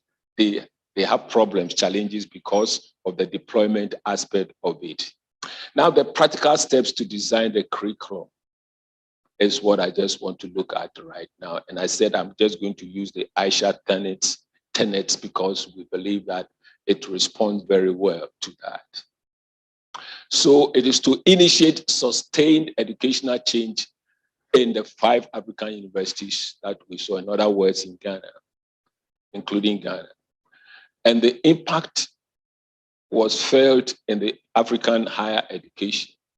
Graduates with entrepreneurial and innovative skills to employability, and then being employed. And also graduates promote sustainable economic growth and employment, and they create more businesses, and they contribute new enterprises and opportunities to a more vibrant economy and help stem migration from African university to other countries. The first thing that we need to do, and my good friend in his presentation has talked about it, academia-industry relationship. When we're designing the curriculum, Knust has to have stakeholder panel. You create a stakeholder panel. This is the practical thing. And he was still emphasizing that you need the industry. He mentioned advisory board. If we don't get the industry on our board and in designing the curriculum, we'll sit here and we'll do what we want. I know that most departments and the university structure, before you design any curriculum, you have to have the industry in place. And they come and tell you exactly what he's telling us today, that this is what we want, this is what you need to do, and so forth. So you get the industry. The industry, you have the external holders, stakeholders. These are the government institutions, regulators, and so forth. You bring them depending on the program that you want, and then the kind of products or services that you want to bring out. Then the internal stakeholders are the students. And we have to think about gender balance, males and female, how it is. We have to balance that. And then the recent graduates, those who have left, these ones will constitute the stakeholder panel in designing the curriculum. They have ideas, they have to sit in and you start the curriculum design. But as I said, the curriculum design is not easy. I have known the first one that we did with aquaculture, you realize that a lecturer is teaching a course, another lecturer is teaching the course, and they don't meet anywhere. So the details or the contents are replicated. I've had occasion where I'm teaching one course, a new lecturer was employed, and he's teaching another course, but because I taught him, even though the course names are different, he's taking all my notes into his course, which he's teaching. And the examination questions were almost similar. So when we met at the department and I looked at his exams question, I said, my friend, but this exams question, this is what I gave you undergraduate. Now you are teaching this same thing at the graduate level and setting this exams question. Now what I mean is that when you meet in the practical design, when you meet, all of you will sit down, we'll go into the detail. It's a very difficult thing. But when you have finished, you realize that you have more time left, and the students will also have more time to do the kind of thing that they are supposed to do. There are a lot of overlaps, duplications, from first year, second year, third year, fourth year. Sometimes they come to the graduate level and you find that most of the things that you are teaching at the graduate level, they know them already. And as he has already said, today the knowledge is all over the place. The knowledge delivery, it is there. The students, you just tell them, go, they go there, they can get everything and do many, many things. But we are still doing the old things instead of going into the skills and competencies. So department convenes the meeting with the stakeholder panel. And before you do that, you prepare an employer, academic, and graduate needs assessment. So what he presented, there should be a needs assessment of the industry. And then the needs assessment again of the graduates, what you want, you have to do that. And it begins the curriculum design. Then you get into the CRP, draws upon the expert knowledge of the staff in the department. So the staff in the department, they all sit together, you should have time, and you put in all the necessary, the student-centered learning, what I put there, the e-learning, and then entrepreneurship and industry, and sustainability, where you are talking now about the ecology, you are talking about the earth itself and everything into that. And the final one is then the program team collaborates again with the stakeholder panel. So the stakeholder panel is very, very important because these are the people, their industry, who are going to take over our students. We need to get them in. So step number 2, we formulate this, which we call the Cohen curriculum development. This has been accepted, it's a very good thing. And it starts first, number 1, you formulate the aims of the teaching in the form of intended learning outcomes, which we call the ILO. So what do I want my students to look like? What do I want them to be? What do I want them to deliver? But the industry, the stakeholder panel, they will have already told you what they want. And that is why they should be on the panel. And then you formulate your curriculum along that path. And your intended learning outcomes will be on that. Then you design the assessment procedure. How you do it is also a very long thing, which we can do. And the content, which will deliver the students, the product that you want, it all come out of that. But you take the views of the stakeholder panel together with the experts who are going to work together and see, this is a product, we want kind of product. It should look like this. It should have some kind of emotional content. It should have some passion. It should have this and all those things. How do we do this and get these products out? I'm still mindful of the huge number of students that we have. I'm mindful of that. But that is why e-learning and the hybrid system, which I propose, should come in. Then the next step, which is the third step, you design the learning activities. What do they do in order to become what you want them to be? What do they do? Do I take them to this place? Do I give them internship? Do I send them to industry? Do I give them this exercise, case studies, role models? What do I do? They are the activities and then the content of the activities. Then you design the teaching activities itself. How should the teaching be? And the content of the teaching. In other words, what goes into it to make them that. Then you do evaluation. So there should be a regular evaluation of the teaching, and you know where we are falling short and where we are doing well, and then you put them in again. Then you make a decision on the required changes if there are any elements. So every time we are making changes as a department, and this should be done at the departmental level. The cell of the university, they're expected to do that. Now, the Cohen model is just a very simple one. The book is there. You go to the site, you see it, what it is, then go and pick it. It's called constructive alignment. And all that I've said is in the diagram over there, the aims and things, and then you start it, then you make the decision. So that's Cohen curriculum development, which is being applied in almost all the universities in Europe. They are just applying that, and I believe that in the Western universities, they are also applying this model. So the implementation is the difficult aspect. The design, you have finished all the design, implementing it. And I said there should be an accreditation aspect, which we do. And then after the accreditation, the implementation at semester level. So first semester, and then you also do it at second semester throughout, or by evaluation. So training of teachers in the institution, I think that the Aisha group are there. We thank God we have them. They have been trained, and I said, let's use them. Professor Ochiri is here. He has traveled to all those places. He sat down. He was working with student-centered learning. He's here. He has a lot of expertise. We cannot call them and then use them. So the practice number one, what the Aisha people did is just to give you the practice.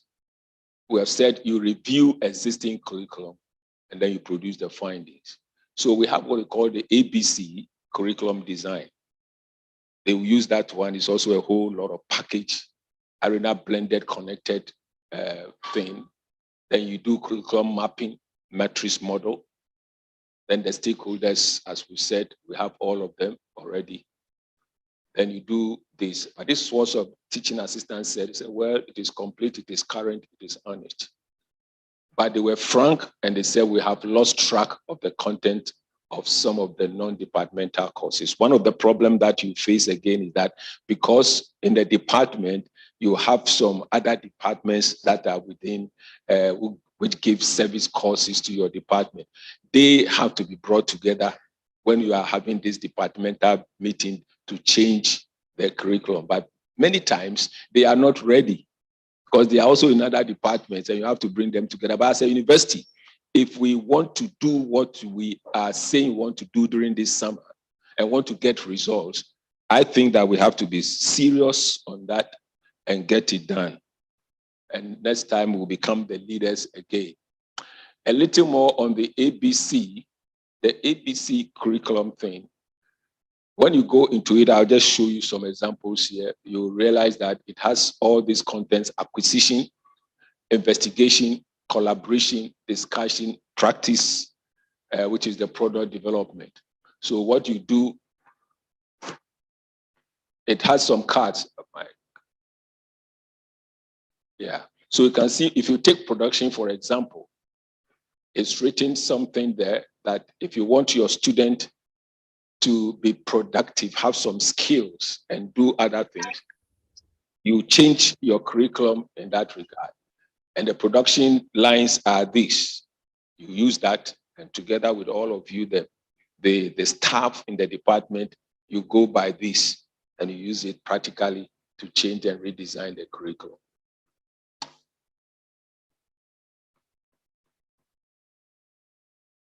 Please, can you help me again? I think, okay. So curriculum courses construct policy. You teach the SDGs. You design, you develop, and then you deploy. So after the designing, there's the development, which you integrate all the things that we have talked about. I'm just using the Aisha principle, which I believe that it is good. So e-learning, entrepreneurship and innovation, sustainability, and then the deployment, you can also use e-learning. The deployment is the implementation aspect. It is not very easy, as we have just said. So you go through the accreditation for it to be accepted, and we know the process, the department, faculty, college, and then OGR is there, and then it gets to GTech. The process, this is an internal process that we do. The Aisha tenets uses the hybrid curriculum, the SDGs Agenda 2063, and then national development in the 21st century. That is what it's trying to do. So just a few things that I want to say about the hybrid curriculum, and then I'll be ending the model. Is basically that what you see. You start, you review. After reviewing, then you end up, it goes to accreditation, external something, and then it is evaluated. So they review the curriculum course and then the acceptance. My last point is this one that I picked from Germany recently when I visited again on another project, looking at the same thing. And this one I'm just doing with the College of Engineering on renewable. We are looking at green economy. We are looking at circular economy. And when the theory is given, the students go out and apply that, they see the system and do. But this one is called the blue economy. And I was fascinated by it, so I use it many times. In this case, the students, you give them projects, and they pick their whole team, the team from all over the university. This is from TU Berlin. For example, if they want to build a bridge over the sea or a bridge over River Brim, the students pick their team from the university. They can get architects, civil engineers, and whatever, and you allow them. And there is mark for them. What I'm just talking about is assessment. Everything I'm talking here will affect our assessment now. We cannot go by the 30-70 and produce the kind of student that we want. It will never happen. Because when you give students this kind of project from second year to go out and establish their team to build a kind of a bridge that you're expecting, or whatever it is, they are using time. So the sort of teaching system that we have in the university where students don't have time. Every minute they are moving from one class to the other, one class to the other. No, it will never, we can never solve the national development problem. It will never happen. We'll go the way we are going and do the same thing all the time. So we have to redesign the curriculum, free the students, free ourselves of more time, and give them to do this work. As it's been said, almost everything in terms of knowledge today, it is all over the place. Just tell them and then they'll go and do it with a little bit of classroom work. So here, the blue economy, the students go, in this case, particular case, they were just setting up solar panel on the 22-story building. And so they went, they formed a team, it is self-organization. So they have personal responsibility, they acquire personal responsibility, what we call teamwork. So the students know how to work together in terms of role, respect, and content. And that is the concern. They are concerned one another. Then the method that they use, then they share knowledge. They themselves, they go to the online, everything is online, and they share the knowledge, and that is the project. Now, this system has a lecturer or a team of lecturers on the team on this particular project. They also have industry on the project.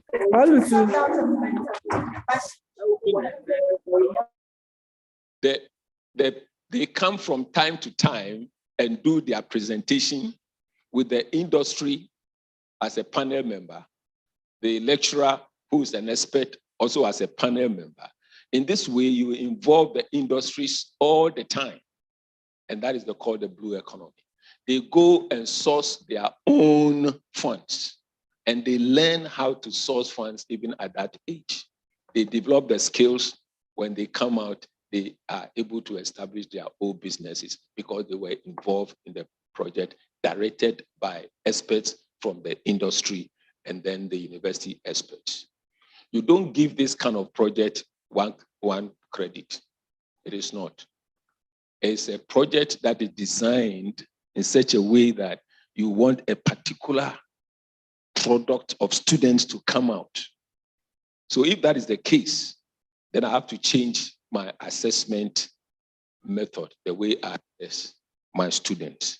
They come out with this and they do that. And I tell you, those students that you see around, their brains are fast, their brains are sharp. They can do so many things. So many things. So that is what I've said. They acquire the expertise even without prior knowledge. They create an open environment to discussions, willingness to reflect on work critically. Approach is scientific, and based on evidence.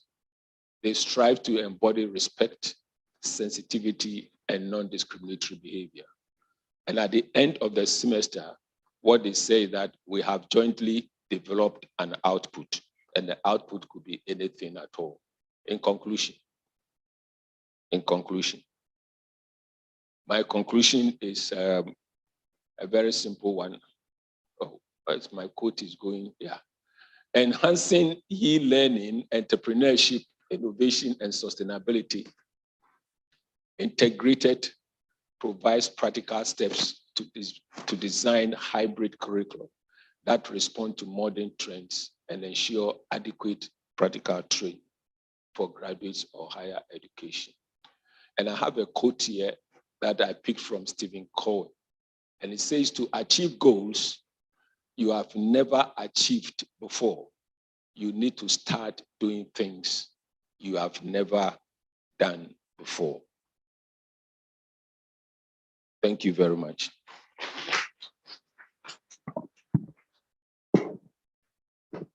Thank you very much, Prof. Sir. We have heard that the curriculum is what produces the student. If we fail in the curriculum, our students will not be ready for the job market. So we have 10 minutes for questions.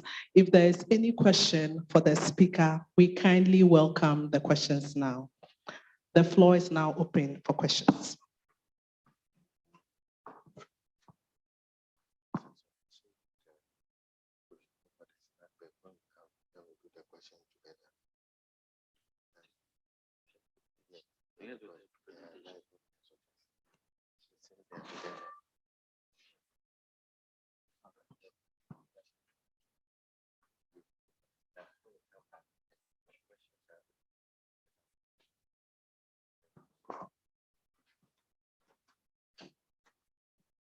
So please, a hand of applause for our speaker.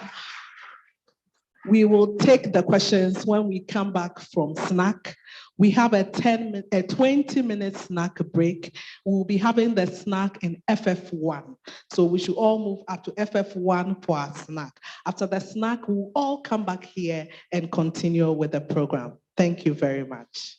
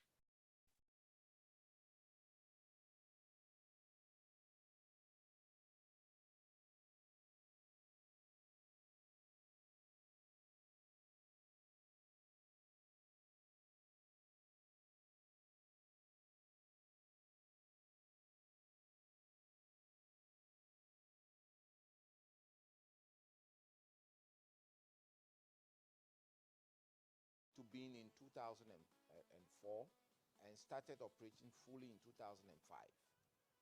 And the college has two faculties, Faculty of Physical and Computational Sciences and Faculty of Biosciences.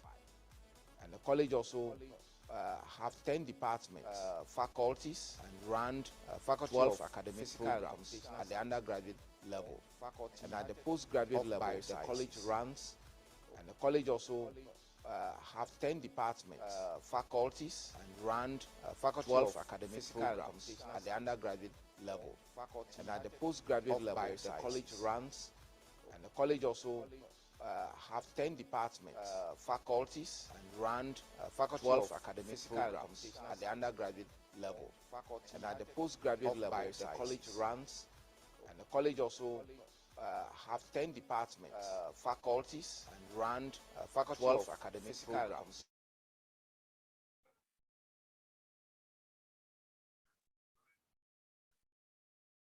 Have 10 departments, faculties, and run Faculty 12 academic programs.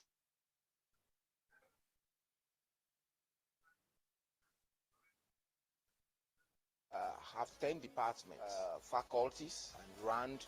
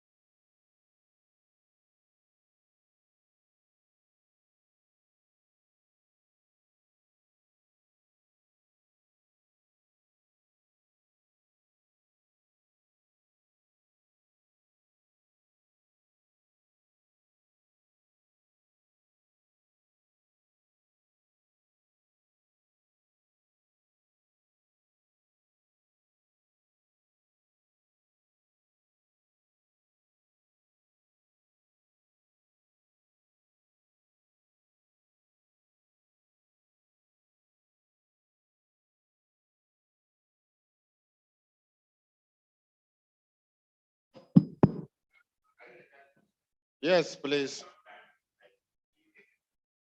Yeah. Sadiq.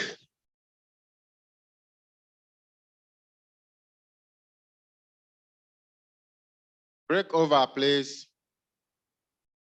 We are going for a change of lesson. Yes, sir.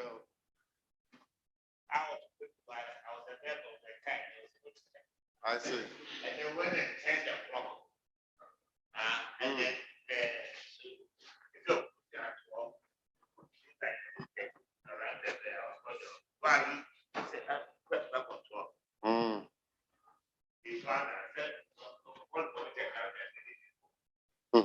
Interesting. Break over, break over. Please inform the online people we are about to start the second session.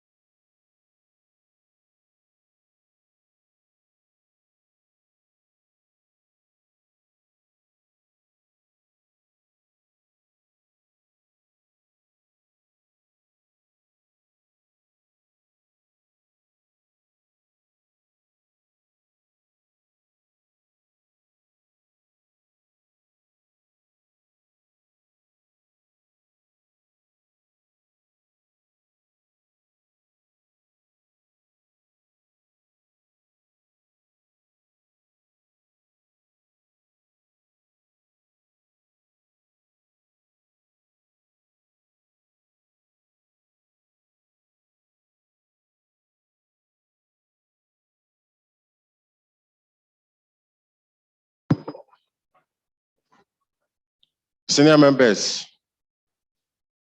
the snack break is over. Let's continue the second session so we can close on time. Yes. We want to be ready for the teacher to come.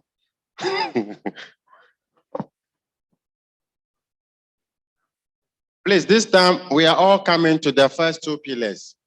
We beg you. Senior members, we are using only the first two pillars. Only the first two pillars, please. Senior members at the back, please, we are using only the first two pillars. We need your faces for the beautiful photograph.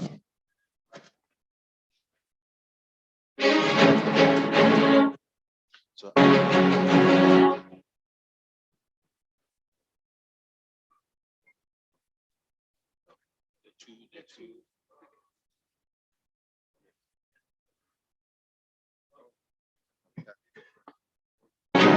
This year's summer school promises to be the best one we've had ever. Why am I saying this? We are going to do everything at all costs to bridge the gap between academia and industry. Invited our alumni who are in the industry and doing wonderful jobs everywhere. Spectra Imaging is coming on board, Lancet is coming on board, Lab. Think about all the gurus in the drug manufacturing industry, and they're going to partner with us. And it's going to help us in the long run to count courses that will help our students to be ready for the market. Are you going to be there? I will be there. I want to encourage you to come because it's going to be a great learning opportunity. It's going to be fun, it's going to be exciting, it's going to be exceptional. Call on the industry to come and support this vision of K University in their effort to ensure that students that are prepared are well suited for the industry. This, we believe, will ensure the national development and holistic empowerment of the people that K University. Thank you. In this regard, the College of Art and Built Environment of the University will be exploring the theme from the classroom to the workplace, developing industry-ready graduates through effective partnerships. I am delighted to be speaking at the College on innovative teaching, applying fit-to-purpose pedagogies through academia industry partnerships. As industry practitioners, we have a rare opportunity at the 10th Annual Summer School of the University of Science and Technology to contribute to the development of a future-fit curriculum. This is an opportunity we cannot miss. I'll be participating as a resource person for the College of Science, and I look forward to meeting you. I'm one of the resource persons for the College of Health Sciences, University, for this 10 summer school with this theme, Academia Industry Partnership for National Development.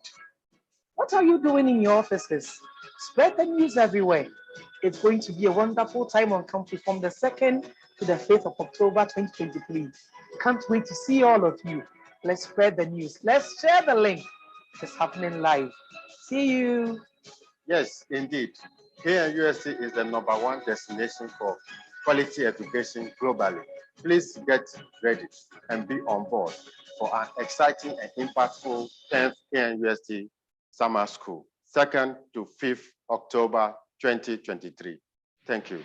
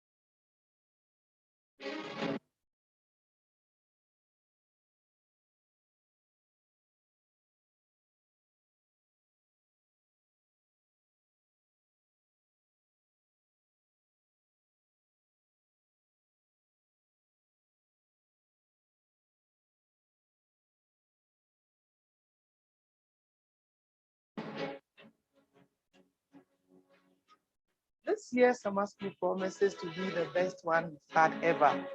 Why am I saying this? We are going to do everything at all costs to bridge the gap between academia and industry. Invited our alumni who are in the industry and doing wonderful jobs everywhere. Spectral Imaging is coming on board, Lancet is coming on board, Lab.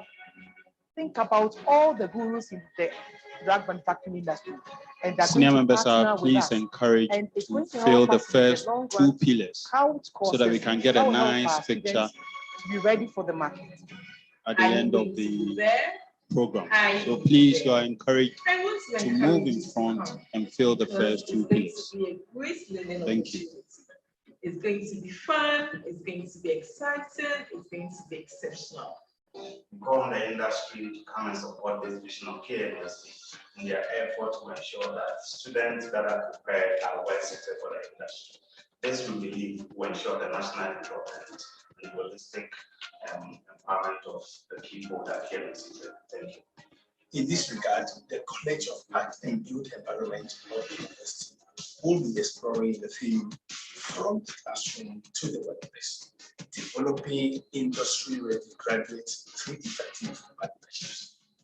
I am delighted to be speaking at the College on innovative teaching, applying fit-to-purpose pedagogies through academic industry partnerships. As industry practitioners, we have a rare opportunity at the 10th Annual Summer School of the University of Science and Technology to contribute to the development of a future-fit curriculum.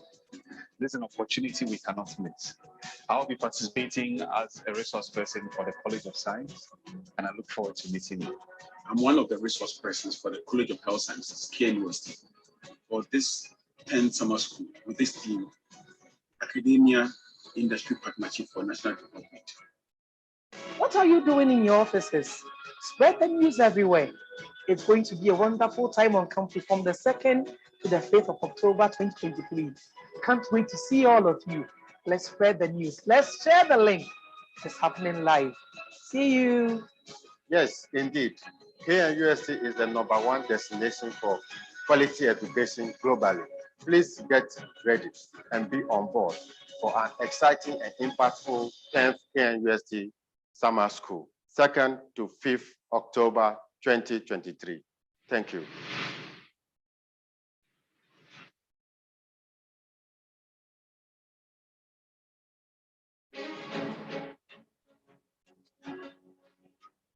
this year's summer school promises to be the best one we've had ever. Why am I saying this? We are going to do everything at all costs to bridge the gap between academia and industry.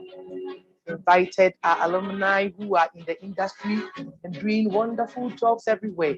Spectral Imaging is coming on board, Lancet is coming on board, Lab. Think about all the gurus in the drug manufacturing industry, and they're going to partner with us. And it's going to help us in the long run to count courses that will help our students to be ready for the market. Are you going to be there? I will be there. I want to encourage you to come because it's going to be a great learning.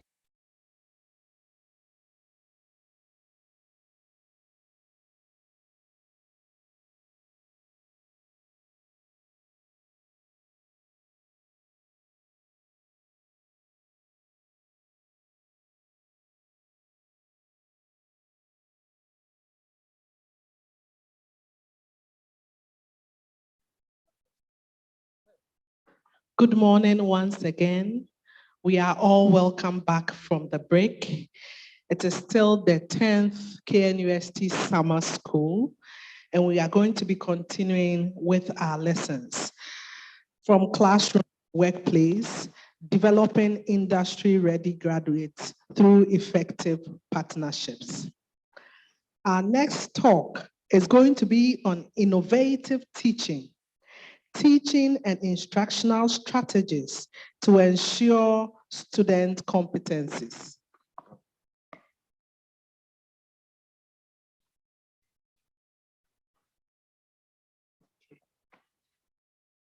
Our next speaker is no stranger to us. He is a Ghanaian academic and a former Vice Chancellor of Kwame Nkrumah University of Science and Technology. He is an accomplished researcher and academic of international repute. He currently has more than 160 publications, including peer-reviewed journals. He is actually one of the first people to start the summer school.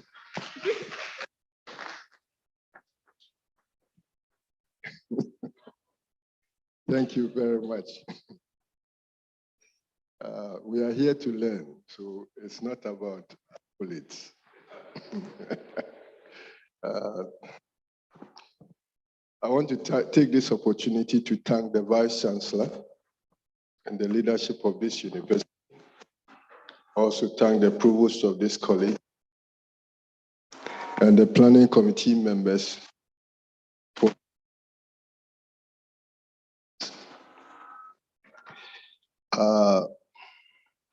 this presentation. Next person to have Professor Adibanji, but she informed me that she couldn't make it. And what I tried was to merge it with mine so that we'll have a bit of time our interact. And in sharing, I also interacted with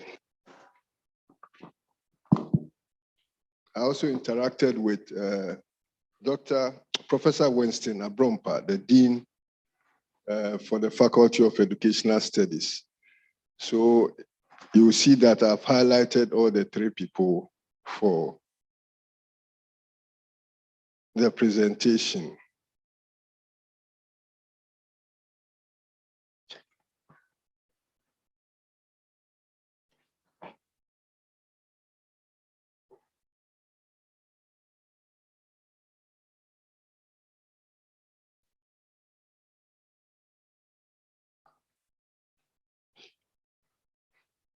Well, a lot of the key things have been presented. We had our industry person giving a very brilliant presentation, followed by Professor Odru, who also gave another brilliant presentation. But they've highlighted some things that I felt makes my work very easy.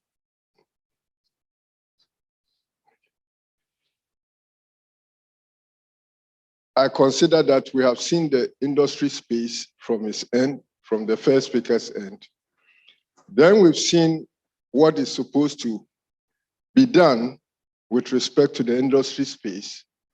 Then what I'm supposed to do is what happens in the classroom or the lecture room. In summary, this is the way I see it. So in that respect, whatever we do in the classroom should take what Professor Drew has presented to us, the curriculum that is developed. How do we work with this within the classroom space?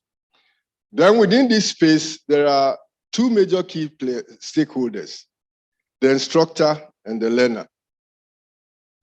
But in our traditional system, it has been the instructor who has become the key player.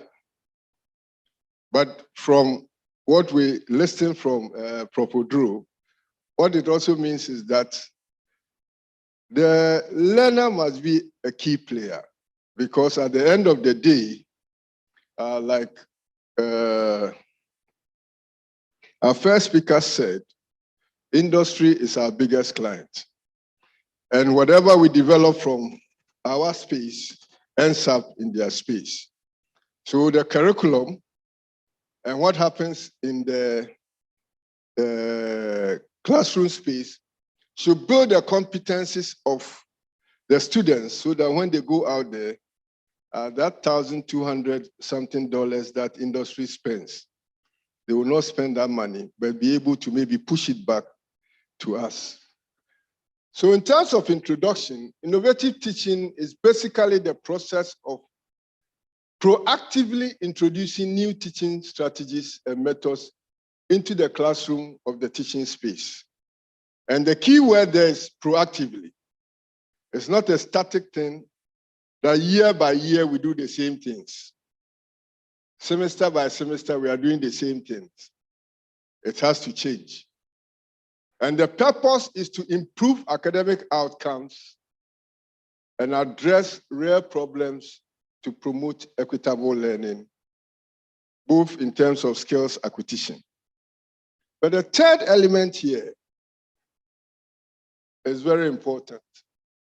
It is also important for us to note that innovative teaching strategies does not always mean introducing the latest and the greatest technology into the classroom or teaching space. Sometimes we become so fancy that any latest thing we want to push it out there. It is good, but the impact of that in terms of ensuring competencies of the students or the learner should be what should be driving us at the end of the day.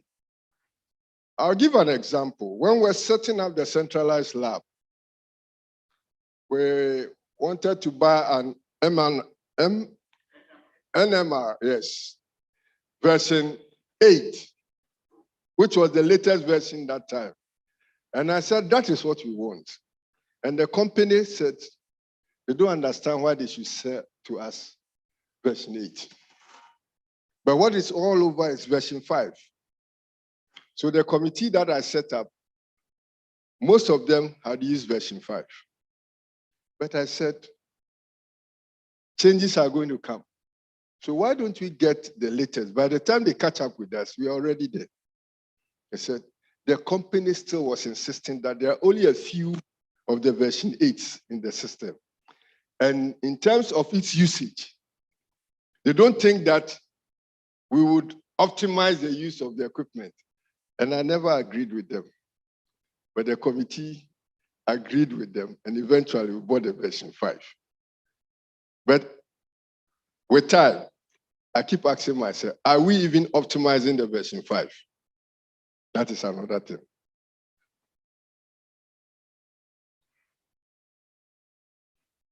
From what I've said, it means that there is always the understanding that teaching methods can be improved. And this is critical. Teaching methods can be improved. So in terms of innovating teaching strategies, it must start with the growth mindset. The instructor must always be in a state of mind that he's always And I like the point made already that knowledge is in abundance. How can I organize the knowledge in such a way that the people I'm interacting with at the end of the day would be better off than I met them? They will serve the purpose of industry or the working environment in which they are going over there. They are also intended to build the competencies of students or the learners. And the other aspect is that these competencies must reflect the work environment. Now, there may be a lot of our students who may finish, they are sitting in the house and all that. Yes, still there are mates of them who finished and they are doing something. And sometimes in our discussions in the lecture room, I tell them that we have a class of, let's say, 100, 150. There may be an advert for food scientists and they are employing only 3 people. If you all finish the same year and the advert came out, you may have about 20, 30, 50 of you going for the same interview. All things being equal, you've gone through the hands of the same set of people. What makes the difference between those that are selected and those who are not selected? It is that extra effort and addition that you make. So building these competencies are better, but what type of competencies do we build in them? Which should enable them to make that extra effort. I'll use a few examples from my own perspective. I remember that when I came in as a young lecturer, and when HACCP came, it was new. And then I taught HACCP in class. It wasn't part of what I'm supposed to cover, but I felt that it is the new thing that had come. So we discussed it, we taught it and everything. Then when someone said he has been given a name or something, Professor Tamakru. Well, Tamakru, it is normal. When you are in teaching or this type of job, you always have a name. So some of these students, not knowing they've given me names. Then Wanko applied for a quality assurance person. Then these guys went for the interview. And when they went, the interview focused on HACCP. And because we had done it in class, when he started and things, then one of the panel members asked him, "You are from Key University. Do you know Professor, I think that time Doctor, do you know Dr. Ellis?" Then he said, "Yes." Then all of a sudden, he said the people were just talking among themselves. And then they said, "Okay, you can, I think we should stop here, you can go out." So when he left, he was confused. But he was there and then he got a letter that he had been employed. So he went to do his background check. And they said, "Oh, if you have passed through the hands of Professor Ellis and the rest, and from the way you were answering your questions, we knew that you are good." So that's settled. So the guy went back and then wrote a letter to me and said he wants to apologize for all the names and things. but he didn't know that some of the things we do in the lecture room have impact. So the competencies that we create in these, our learners, at the end of the day, should also reflect in the workspace. I just want to ask, what are competencies? We can be talking about them, but the issue is what? They refer to specific skills, knowledge, and abilities that individuals possess or are developed through education, training, and experience. They are usually measurable, and they can be assessed objectively to determine the proficiency levels. They are often job or field specific and are used to evaluate an individual's suitability for a particular role or task. However, competencies are transferable and can be applied across different domains or professions, which means that there are certain competencies that we can build in our learners, which they can use across board. An example is when you go to a UITS unit, some of the guys over there actually did not do IT.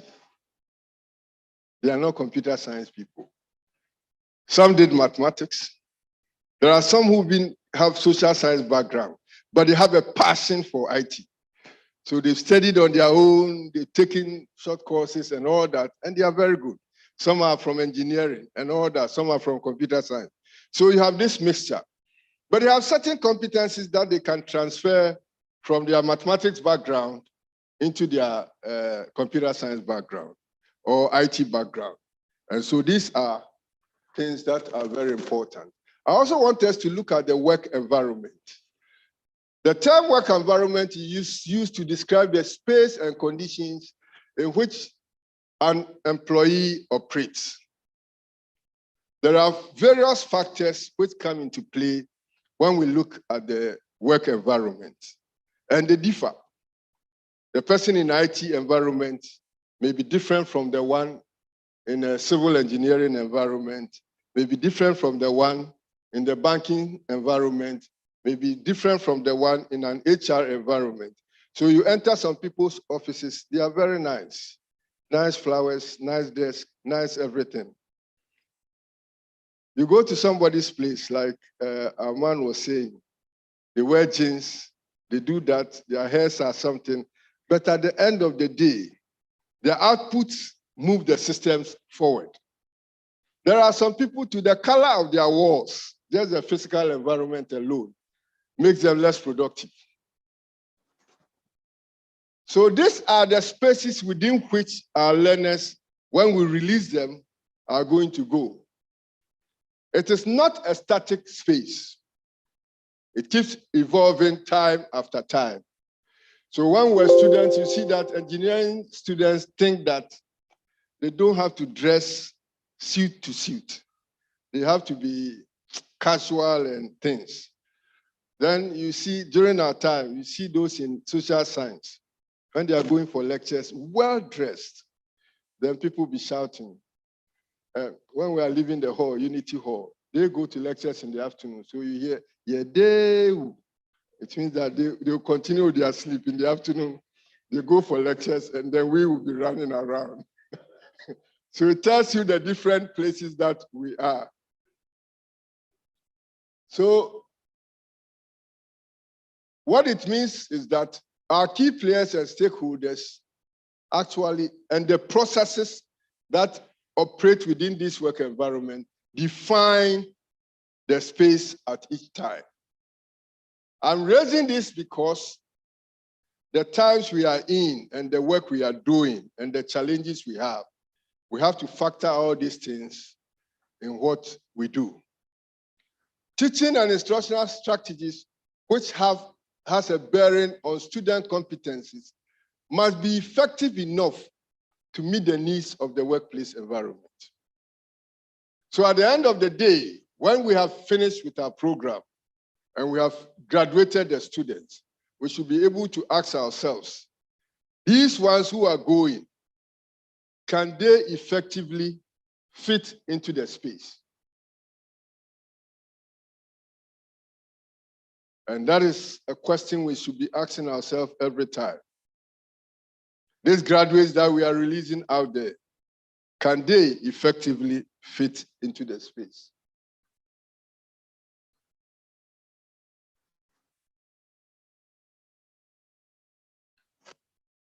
This one is a straightforward one. It's something we are involved in. But I read a material and I liked it. And that is why I captured it here. Basically, teaching is activities of educating or instructing. But I read something by this man called Pratt. He said that there are many forms of teaching, and all can be potentially good, but they differ regarding the perspective that one looks at it. And he gave 5 perspectives. from its end. One is transferring to students a certain amount of knowledge or skills in a more effective and efficient way. That is how he considers teaching. And he classifies this as the transmission perspective.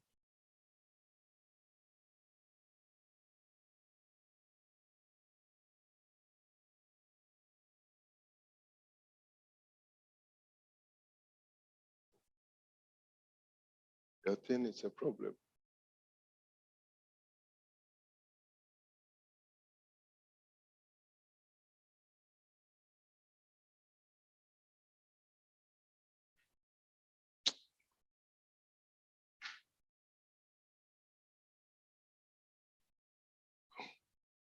Can you control it from there? Yes, so move it. When I raise up my hand, then you just move it. Okay. The second one is helping the students to develop more complex and sophisticated cognitive structures by way of thinking and problem solving. And he classifies this as the development perspective. The third one is providing students a lot of encouragement and support with clear expectation and reasonable goals for each student without sharp boundaries between teaching and counseling.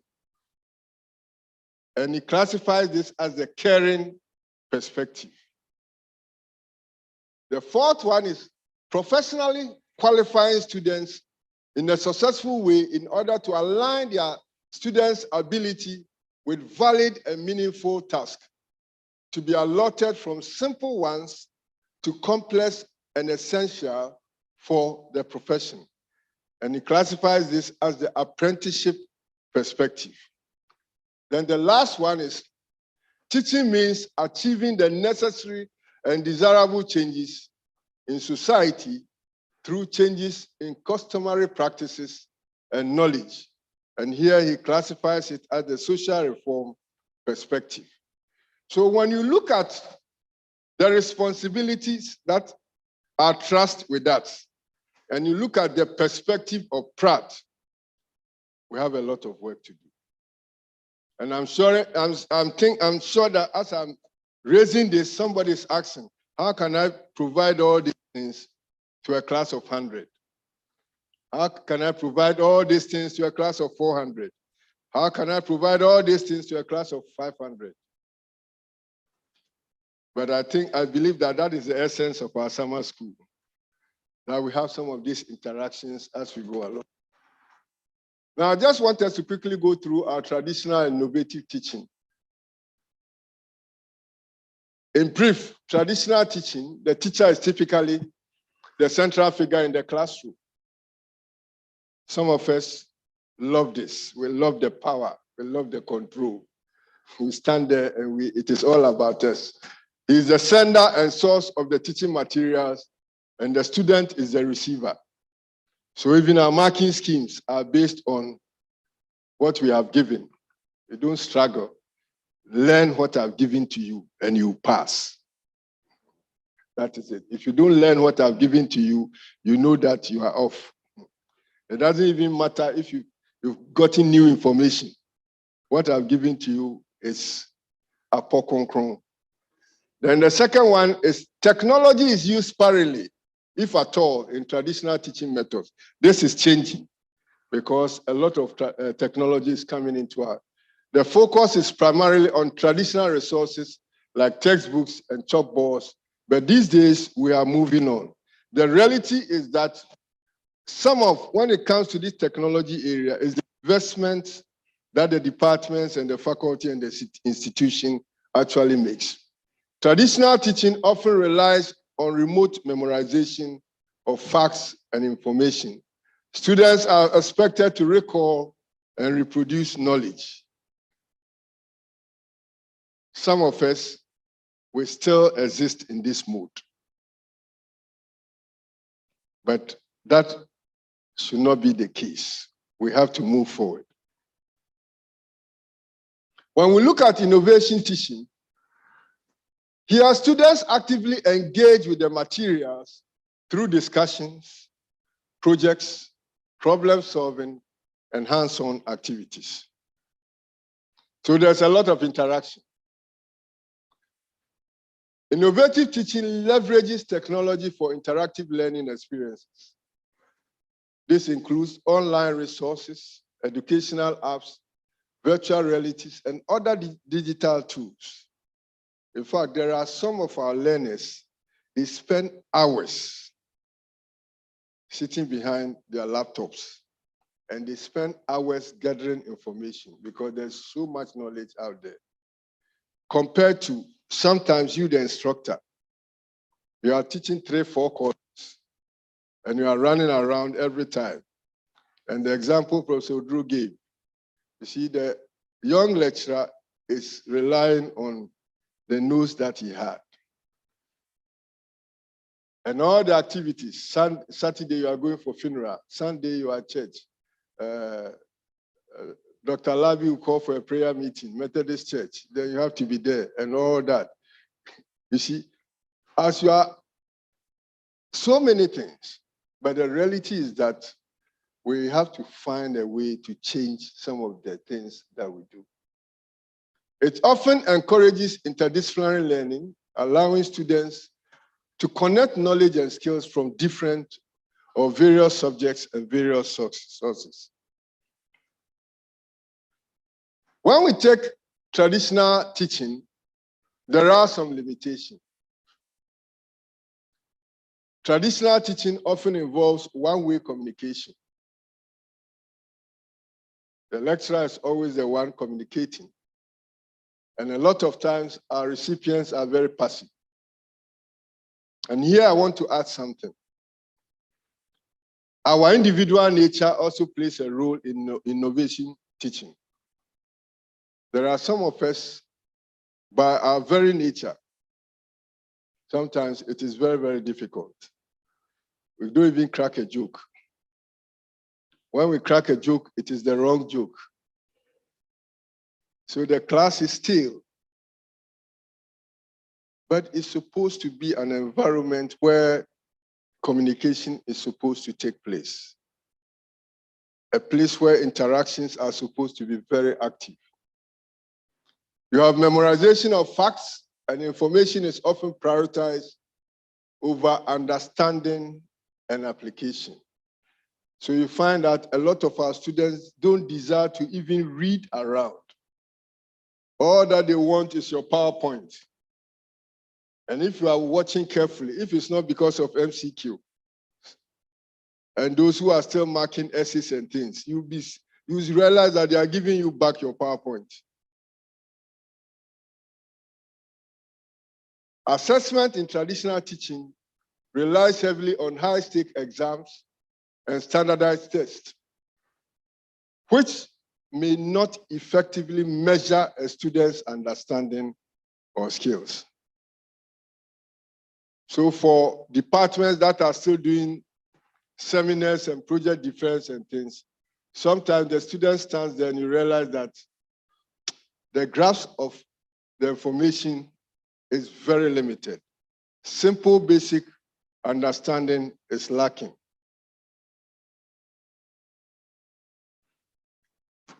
So why the need for innovation teaching in today's education? A lot has been said. The world and the work environment keep changing rapidly, driven by advances in technology, globalization, and shifting societal demands.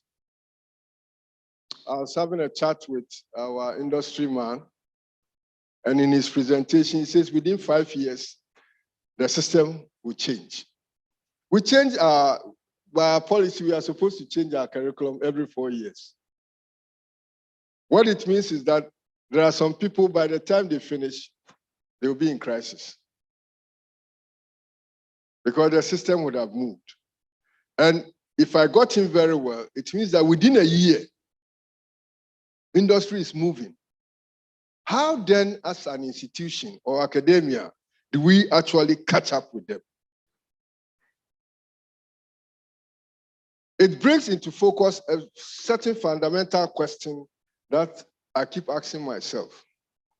How many of us as academics actually know the work environment? know the industry space. I mean, I finished my first degree, had the opportunity to go and do a master's, continue to do my PhD, decide and go into academia. Sometimes there's no space. So I'm very good in the academic environment, in my labs and certain things. But the reality is that I may not know much in terms of how industry space plays. And so if I am supposed to build competencies for that space, it's a challenge. And it's something we should reflect on. Many innovative teaching approaches encourage interdisciplinary learning. It helps students connect knowledge and skills from various subjects. So this is very good because it allows them to work with one another, search for information, which will play out when they get out into the working environment.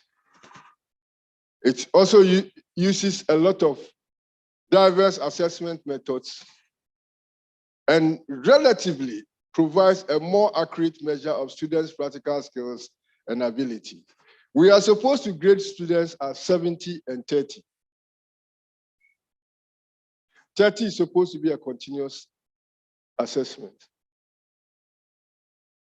If I give students case studies to work on, if I give them projects to work on, if I do mid-semester, a lot of continuous exams and things that are, when I pull all of them together, 30%.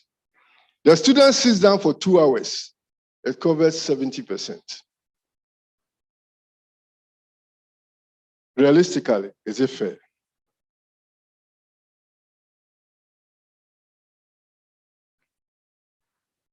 These are things we have to start reflecting on and start discussing at our college boards, at our academic boards, at our faculty boards, and at our departmental boards. Because it's a challenge. If the student spends a lot of hours to do all these things, innovative methods are adaptable to changing educational trends, emerging technologies, and evolving needs of students and society. And that is the future, and that is what we have to look at. Now, I want to take my time and look at some of the innovations that are in place. The first one is the flipped classroom. In this approach, what is done is that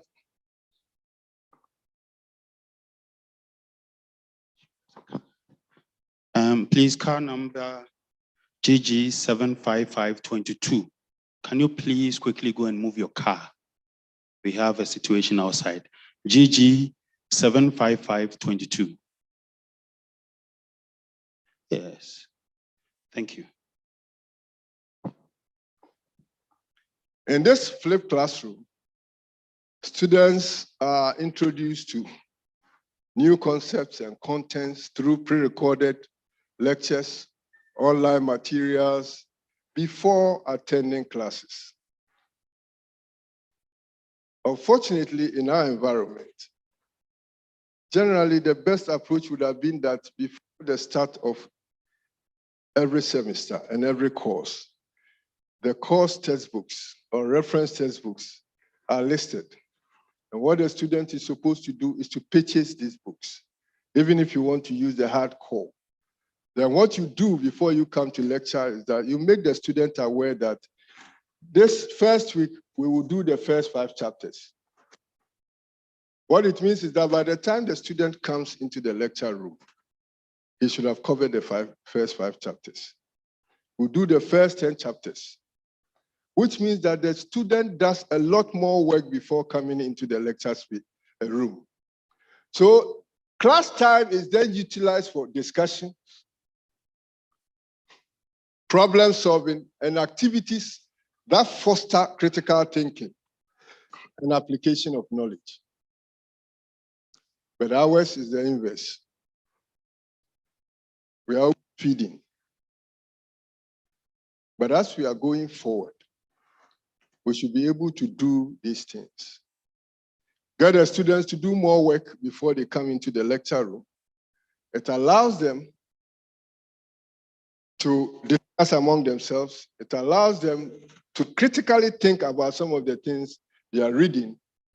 The challenge for you, the lecturer, is that if you don't know your chapters, then you'll be hot, because then they will ask you questions and you'll find it difficult. And the sharp ones would ask the questions and code the page. What it means is that you have not read. Then we have the project-based learning, and I think Professor Drew talked a bit more on that. So I'm not going to spend too much time on that. Here you look for real-world projects or complex tasks, and then give it to them. Then they apply their knowledge and skill in solving this. Normally they work in teams, and he expanded it in his presentation. The MasterCard building near Africa Hall, the Impact building, is an example of a project-based learning. The design was done by students. What we see there is actually a project-based learning. The students got together, built themselves into teams, and they designed the structure that we find there. So the best team, actually, that is their work. And there was a prize with respect to that. So these are things that are very good. And look at what they did, and look at what came out of it. People comment. When the building was finished, people stand there and take selfies and do all kinds of things. You see, I'm sure some people are here, they've taken some. You took one. Yes. Yeah. So these are all innovative approaches to strategies that we can use. This helps also because when you go out there into the workspace, these are some of the things you are going to do. Then we have the gamification.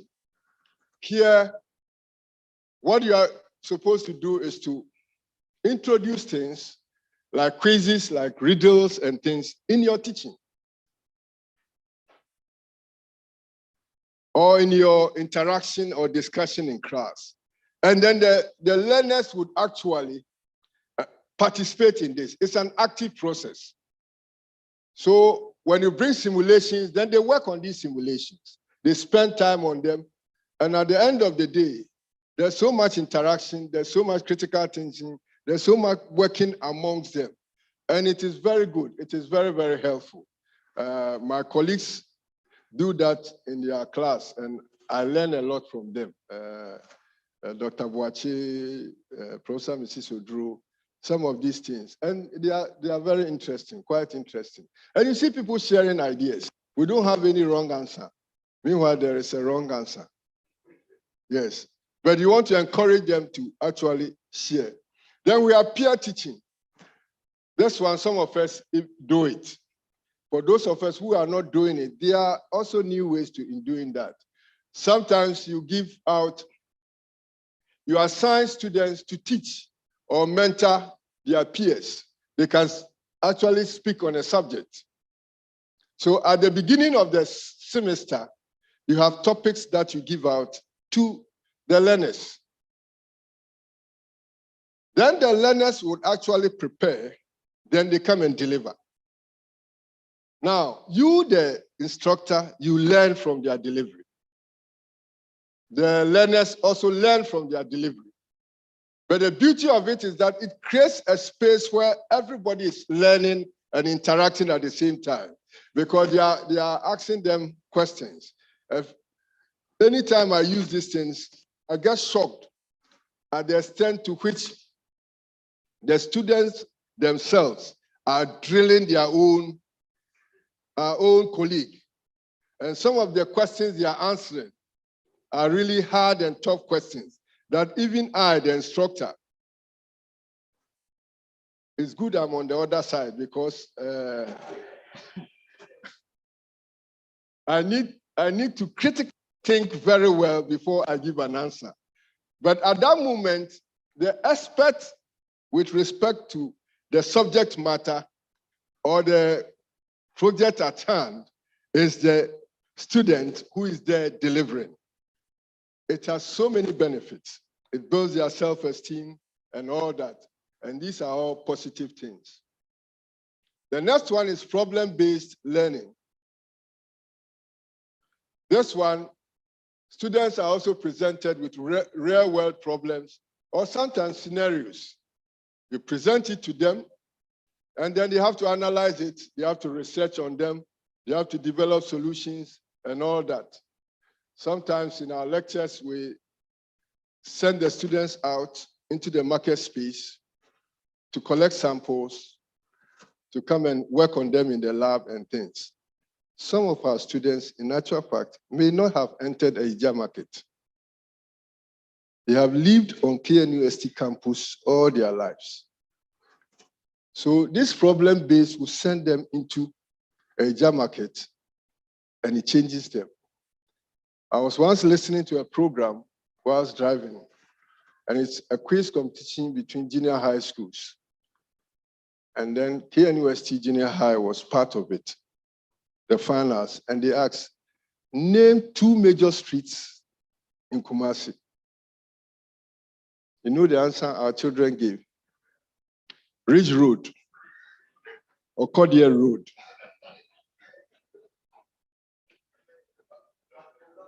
He said, they were not wrong.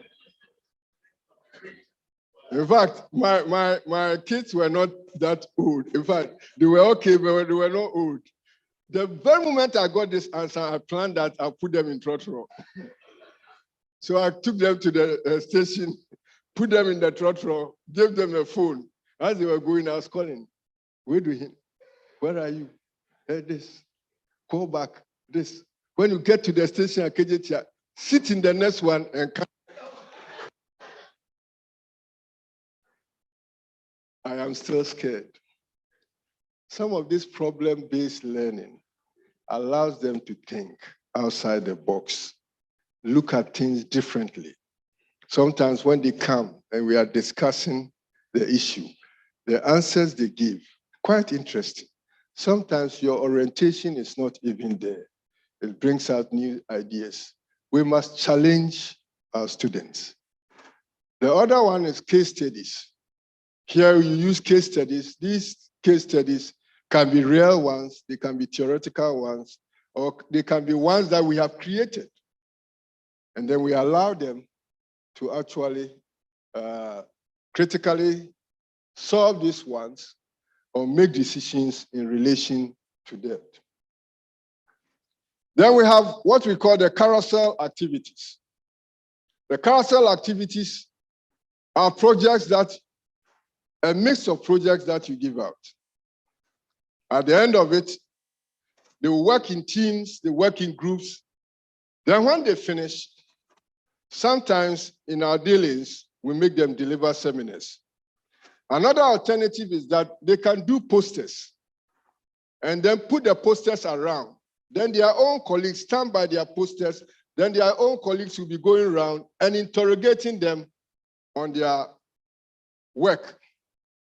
It is all part of the process, allowing them to give answers, allowing them to provide solutions in terms of the issues that are interrogated by their peers. Then contextual learning is basically connecting course content to real life experience, to current events, or personal interest. All these are intended to create student engagement. And they are all very important, innovative approaches or strategies that we can use.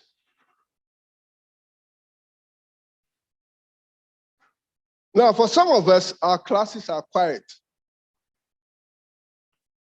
I was discussing with some students about their coursework, and some gave a very interesting. They said, as for Uncle Kofi's class, you have proverbs and stories all mixed up with the lecture that you are listening. But at the end of the day, it is all interesting and you'll get there. But for some others, the class is so passive. You don't have people interacting. But it is important that irrespective of which innovative technologies or strategies you are using, you must get the learners to be what? Talking. You must get them to be talking. So you must initiate the talk for learning process. So you think about an issue that you will start with, which will get your class going. Which will get your class going. And so some of the examples are using terms like you bring an issue and you say that it is never true. Meanwhile, sometimes the thing is true. So somebody will say that this is true, say you are wrong, it is true. Another person will say that, no, it is true, say it's right, it is not true. What you have done is that you have initiated a process. And people will be, but the focus should be on what you want to do for the day. Then then you build on what others say. As you go along, then you are throwing in the questions and you see that they are answering and all that. Then the interaction is going on. But please, it is important that the third one is that you manage the talk for learning. A few times I've sat in my office and I've heard a lot of noise going on and talking going on. And we go into the lecture room, there's a lecturer there, but the system has lost control. So the first is to initiate. The second is to build upon it. The third is to do what? Manage and direct, because there's an objective that we want to achieve for the day. So make sure that you manage the talk for the learning. And then the last one is that structure it in such a way that the objective and the goal will be achieved at the end of the day. Getting the students or the learners more focused, trying to get them to bring up their ideas, trying to get these ideas well focused, and new thinking outside the box, and new knowledge also being generated. Technology integration has been talked about. Now technology is a part of us. If you leave it behind, you have a problem.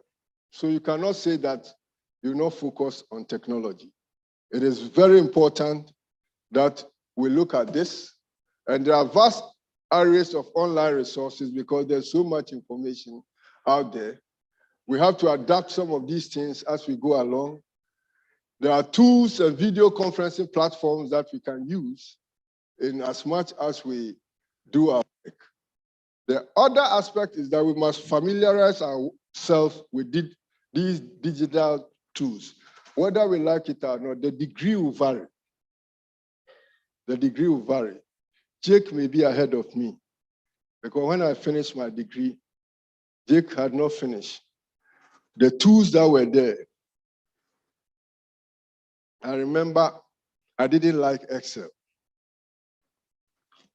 because Start Graphics came, and Start Graphics was giving me that 3D structures when I plot graphs. So everything was on Start Graphics. Then Start Graphics got lost. Then Excel became enhanced. I was lost because when Start Graphics came, I just left the Excel.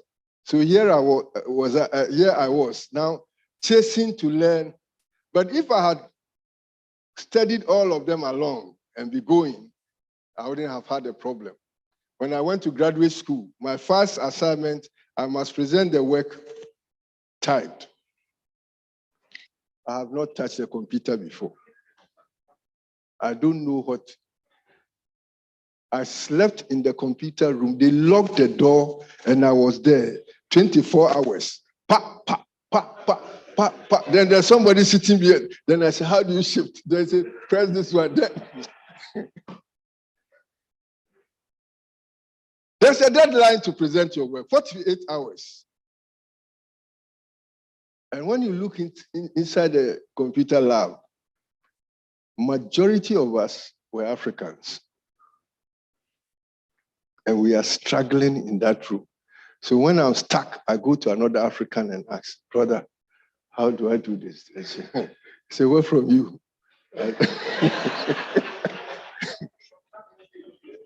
Then I say, Ghana. He said, okay, I'm from Namibia. He said, don't worry, we'll get there. But I am here. And I was even fortunate. I was typing my lab reports and my assignments. But I was just imagining those in engineering. They have to do their examination online. So I was asking, if I am struggling, if there are engineering guys from a university who haven't worked with the PC, how are they going to manage? But at that time, I have to think of my own issues. So it is important that we familiarize ourselves with these digital tools. And please, when the college, the UITS are running programs, let's take advantage and do what? Participate, and then it is important, very, very important. A time is going to come. If you are not IT compliance, it may be difficult to work in a system as we have here. So no matter how far we are, when the young ones are running, let us walk. If we can trot, let us trot, so that we can catch up with them. Then they help us as we go along. I hope it's clear. Don't just say that we want to be left behind. These are some of the tools and platforms that are there for our use. Now, in discussing all these things, we must make sure that our classrooms are inclusive. Let's make sure that our classrooms are inclusive, such that everyone sitting in that classroom, irrespective of the type of innovative strategy that you are using, they feel that they are a part of that classroom. They feel that their contributions matter. Diversity is very important. But let everybody within that space become welcome. Because if they have to go to the workplace environment, so there are people who work, they don't talk. Anytime you see them, their workplace, they are having discussions, they don't talk. Because some of them feel that when I say it and I'm wrong, it is an issue. Sometimes it starts from what happens in our lecture room. If our lecture room is inclusive, if our lecture room or classrooms allows for diversity, people are free when they go out there to share their thoughts. Sometimes I say that the idea of the guy who said the wrong thing, times to come, that person will be the person who break through for us. I read a booklet from Technion.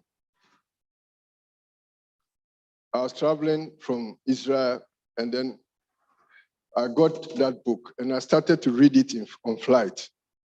And as I went along, there was a man, I think in chemistry. He had worked for almost 14 or 20 years on the same thing. And everybody was telling him that this thing does not work. When he gets postgraduate students, he'll put them on them. And then they'll be telling the students that if you don't leave, you'll not get a degree. But the man was convinced about it, and he worked and worked. At the end of the day, do you know that he became a Nobel laureate on the same thing he was working? Because when the time was right, they realized that what he was talking about and his invention is actually relevant for the time. Let our lecture space be inclusive. Let diversity operate in our lecture space. Because when they leave that place and they go out there, that is how the outside system works.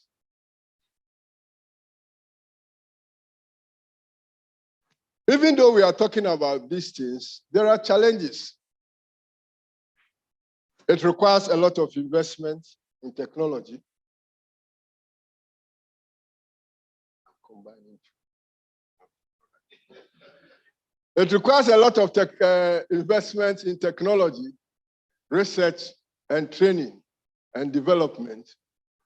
Then I think that we must have that organizational culture which must align to innovation. And I think that one was said in the presentation. The fear of failure can stifle innovation. Sometimes we want to spend in a certain direction. They will argue and through to the point that we think that it will not work and then we stop. But sometimes we should be bold and take that step. Then the parents and community members may have traditional expectations about education, and these sometimes can create resistance to innovative practices. What is the way forward? Let's provide comprehensive training and professional development opportunities for the educators ourselves to build confidence and competence. Let's prioritize innovation in our educational budgets. Let's communicate the value of innovation and diversity in our education to stakeholders, as we are doing here today with industry. Let's build cultural competence among educators to understand and respect the cultural system. Please, I want to repeat this again. I think it will be helpful for us. For example, now that we have a long break, like you said, to have instructors spend time with industry, get into the work environment. But he made a very important point. I hope we capture it, that we must create a budget for that. Our perception is that if the director of OGR is going to MTN to spend 1 month over there, we are hoping that MTN will pay. It is not the payment, it is how he gets into their pay structure. Because now, even when you are coming into the university system, the controller and accountant general must do what? Lock you up. So sometimes there are challenges. But if it's part of our budget, then we know that College of Science, this vacation, we are sending maybe 3 people to the telcos to spend time with them. The advantage of that is that a lot of the industries actually that are up there, they are up there because of sometimes the instructors who go there. Because some of them go there and they have done a small work with a student here. And then what they do is that they put it on the table, the research and development table of their company, discuss it with them, then they see light with that. So it becomes a huge project. When you come back, you never end. You're always spending time with them. And before you realize, has come, but remember me, and then you enjoy. Yes, good. The future trends.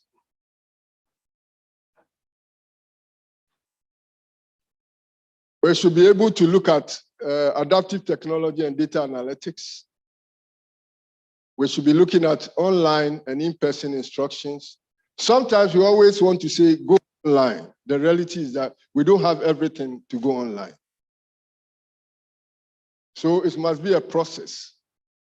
Then AI has been spoken about, so I won't spend time on it. It is the next thing we should be looking at. In conclusion, innovative teaching increasingly is representing a dynamic shift in education, propelling us into a future where learning is personalized, engaging, and more effective. I always believe that our students, the ideas in their minds, we have not tapped even. These driverless cars that are going around, if you go and ask the company how much they've lost, the time they started and where they have gotten to is huge. But they are still confident that when they have finished, they will change the system and recoup their monies.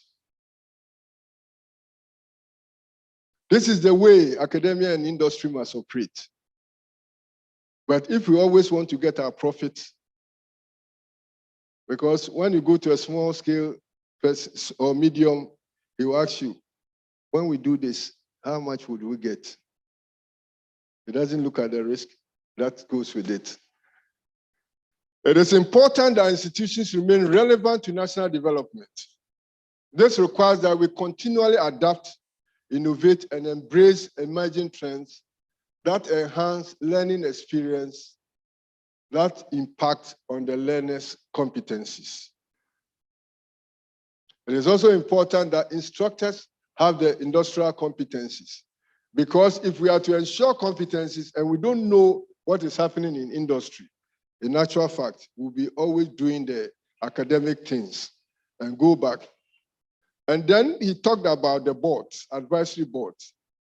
Please, whoever comes from industry onto your board, make sure that the person is coming from a sector that is competitive.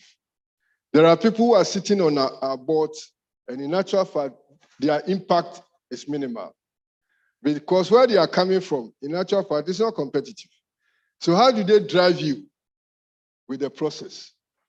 And institutions must invest in technology to enable the adoption and implementation of innovative teaching and instructions. Thank you very much.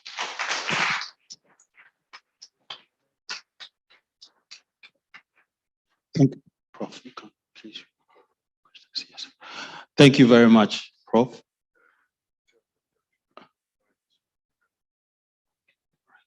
Thank you very much. Another round of applause, please. That was excellently delivered. And if KNUST want to maintain our status as the #1 destination for quality education globally, these are the sort of discussions that we should have. Innovative teaching, curriculum innovation, academia, industry, partnership. Professors, I hope we can get your slides so that we can circulate it on our platforms so that senior members can go through it. Again, to remind ourselves of the need to ensure innovative teaching. And I was happy when Prof said that we have to make budget allocations for these purposes. So Prof Tamaklo, please, when next we go to GCTV, I'll come to you for full allowance. Thank you very much, Prof. We will allow time for questions. Please, the questions should be directed to all panel members, all resource persons. Remember, we listened to a presentation from Prof. William Odro. We couldn't make time to listen to questions. So please, make your questions ready, show by hands, and we'll come to you so that you can tell us your questions, please. Okay. Okay, that's good. So I'll start with Prophet Champo.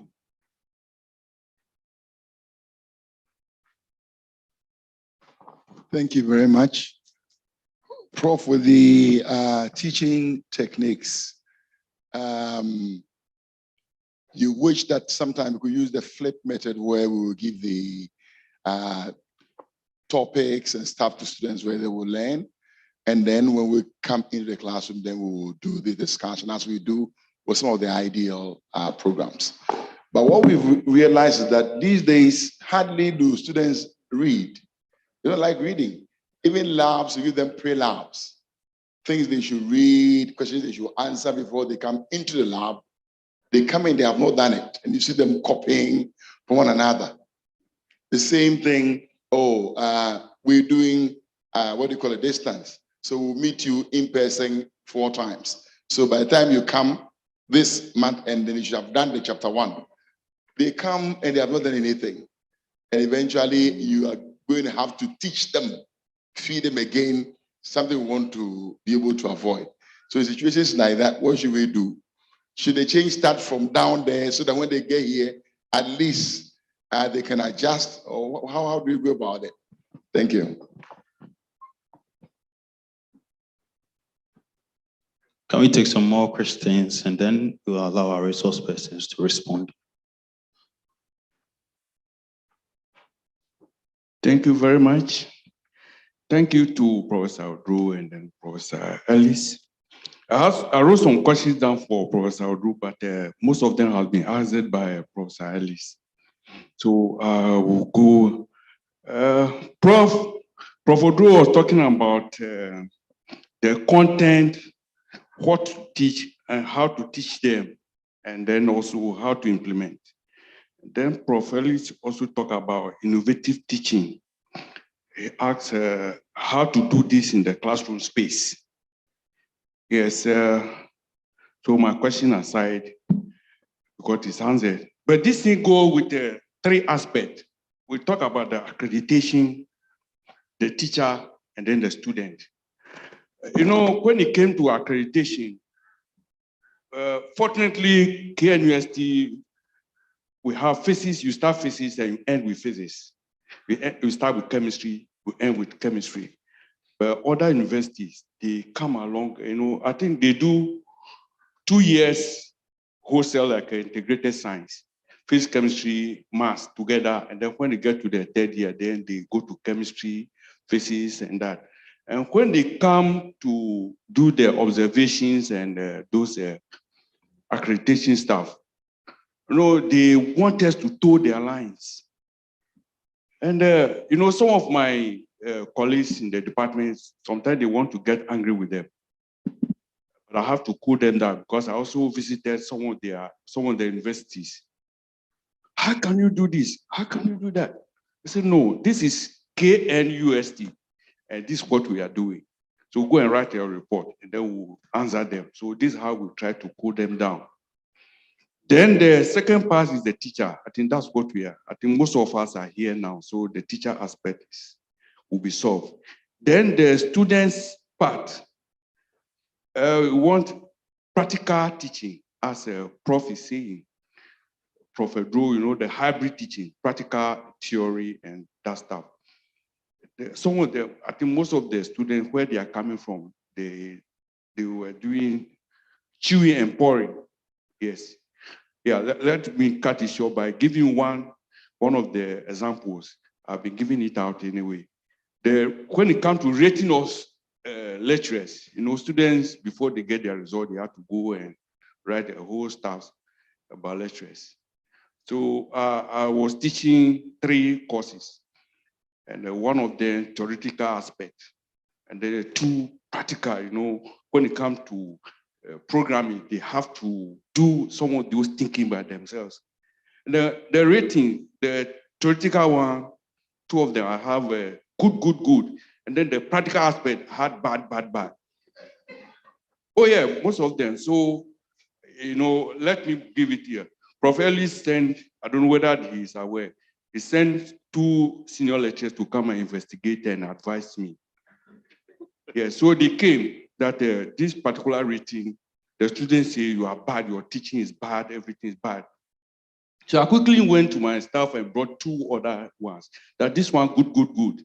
So with the 2 and 1 bad, I've scored. You know, yes. So go back and tell Prof that the other 2 have scored good. So the other one, because the bad one, they have to think themselves and do the programming. But the other one, they have some note to chew and pour. That's why I had good. The other one. So I don't know whether he can remember. And then when it comes to implementation, yes, I was teaching. No, I've been teaching this electromagnetic theory and communication. So practically in the note, I have those practical aspects. They use this type of cable, they use this antenna and all that. But I've never been to the field. So after that, after teaching them, I told them I was going to teach you telecommunication physics. So let's go to the field. And that time we had the admin telecom. So I took them there. I sat in the class with 15 of my students. We had to pay 500 cedis, but because of my connection, they paid 300. I also paid the 300. I sat in the class with 15 of my students. So we climbed the antenna, we climbed the pylons, about 45 meters on a byway, and those things, you know. So practically, I got involved. Unfortunately, they were not allowing me to climb some of the height. So when it comes to the final examination, they score better than me. My students, they did better than me. So I was in the field. So therefore, when it comes to the class, I carry my cable, internet cable, the 7/8, MTN.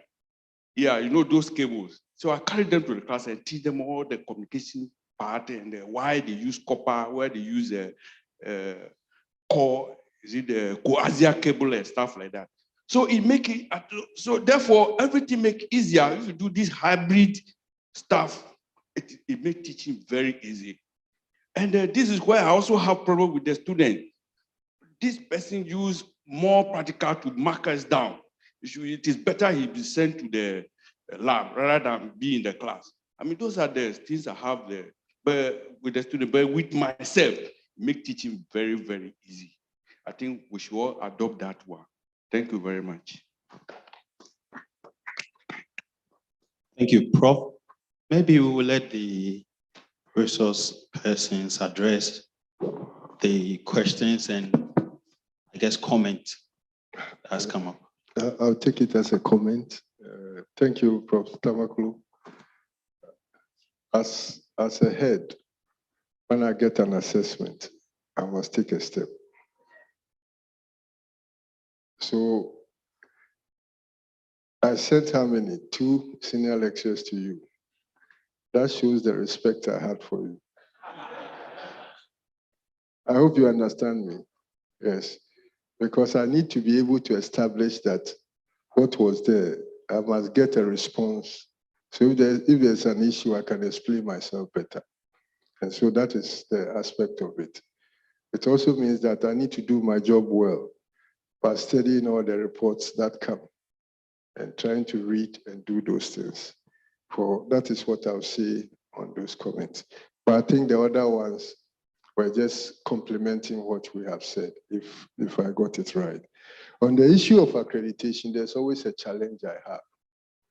And I think that sometimes accreditation itself must run an orientation for those who are going to do accreditation. You see, we have to understand that the fact that I'm from Kia University doesn't mean that I have to go and impose university on another institution.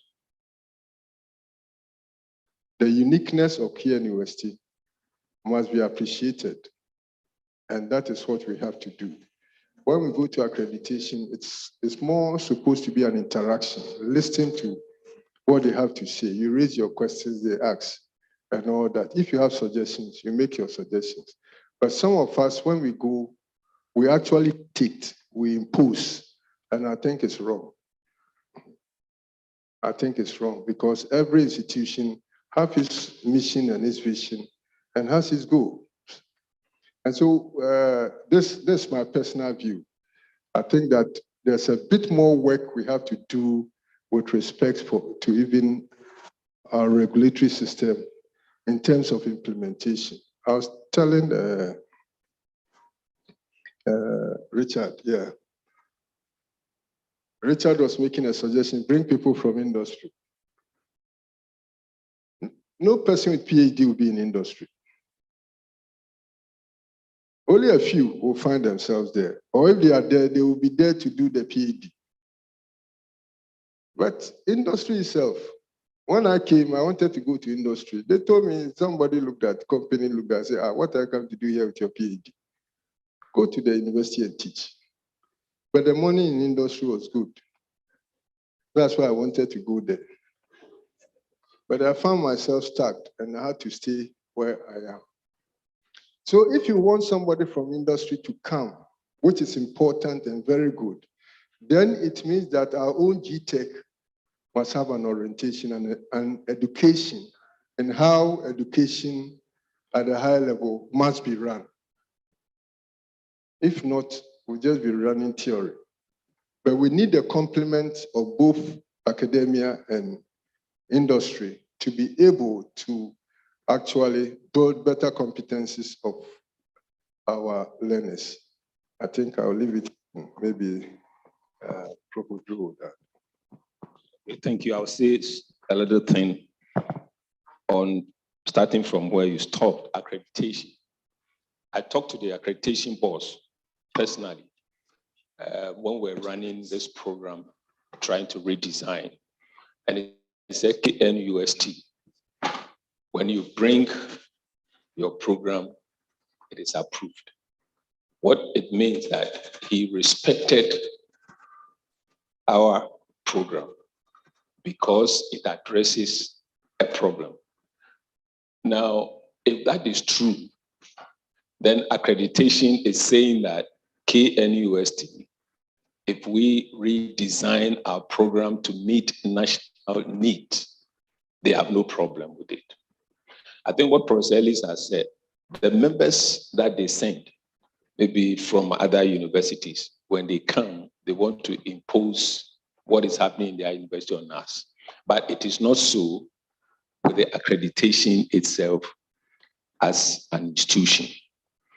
In the project that we did, we wrote to them, wanted to have a meeting with them and also train them because we felt that they were not doing well and it is because of their members. So wanted to do that. We didn't have that opportunity and the COVID came. So the point I'm making here with the accreditation is that the institution itself, they respect our curriculum. When it is being redesigned, they said it is our curriculum. It is the people who they send to this place. Now, concerning the flip method,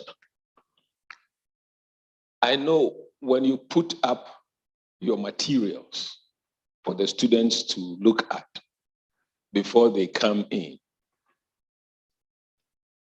if you have a theme, when you do a curriculum design and you have a theme, this is what we want to achieve in terms of your ILO, intended learning outcomes. You have a theme for every semester.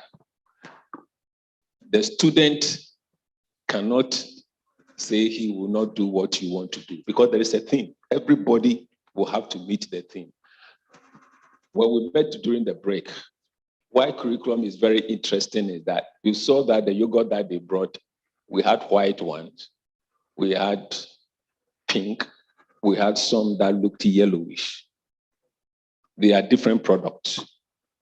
But the curriculum will bring out that product. That's what the curriculum is all about. So sending out a flip method, you have a theme, I want a white yogurt. The whole curriculum will have to deliver white yogurt. So whether you use flip method or whatever it is you, the lecturer or the department, you are targeting something and the student will have to conform to that by the method you put in. If I say that in simplicity, that's what it is. So flip method, problem-based method, whatever it is because of the theme that the department has set. We want white yogurt, we want pink yogurt, we want whatever yogurt, and that's what has to be delivered. So that is a small thing I want to add to questions. I think you also wanted to know how practical you can do that. I just want to add a bit to it.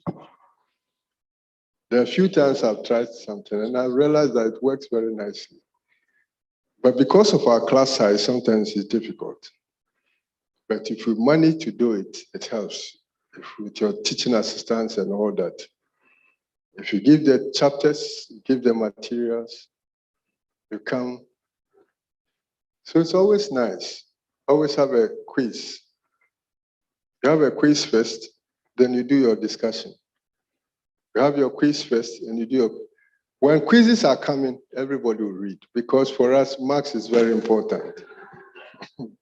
Grades are very important, getting an E, getting... So, but it's work. But that's the way we the orientation of our learners. So these are all some of the adoptive methods we can use. But what comes off my head is when you add the quizzes, they are very, very helpful. Thank you. Thank you very much, Prof. We'll take some more questions. Incentivization. So how I think Prof. Ellis has hit it right on the head. you need to always incentivize at the end. School need penny marks. That's why he's here. But I'll tell you, I teach very large classes. So I give them, I overload them with a lot of questions. I say, don't panic. You can get 0 on this thing. Doesn't matter. But in the final analysis, all those questions I've given you, I mean, I'll give you, maybe at the end of the term, they have about 3,000 questions to bring that they have, multiple choice. And I say, I'll bring any 500 of the questions. Of the 500, I want only 300 as your final analysis. What do you think they will do? So you have to be clear. I'll give them lab assignments online. I'll say, okay, there are 12 assignments, 1 for each week. But to be fair, I'll mark only any random 4. And if your house people are following you, maybe I'll pick A, B, C, D for you. Meanwhile, you didn't do A, B, C, D. Well, what do you think they would do? Aha. I think your role is to get them there.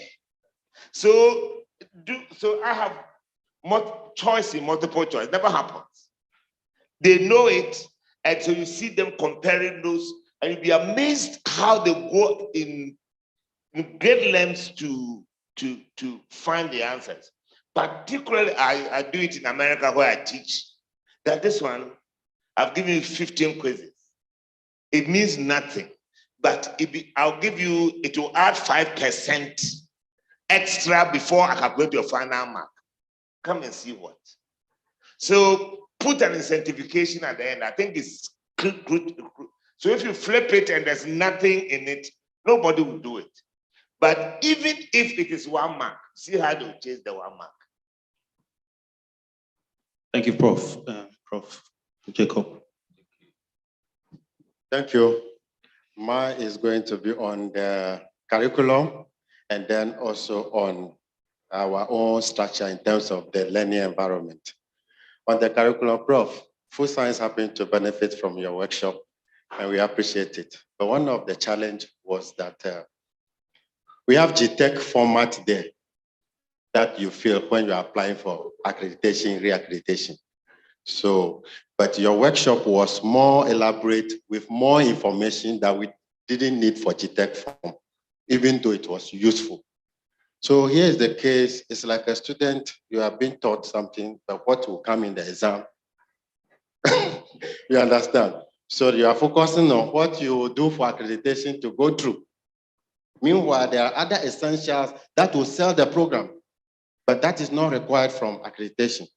So how do we reconcile this thing as we are developing curriculum to meet the job market or make our program attractive?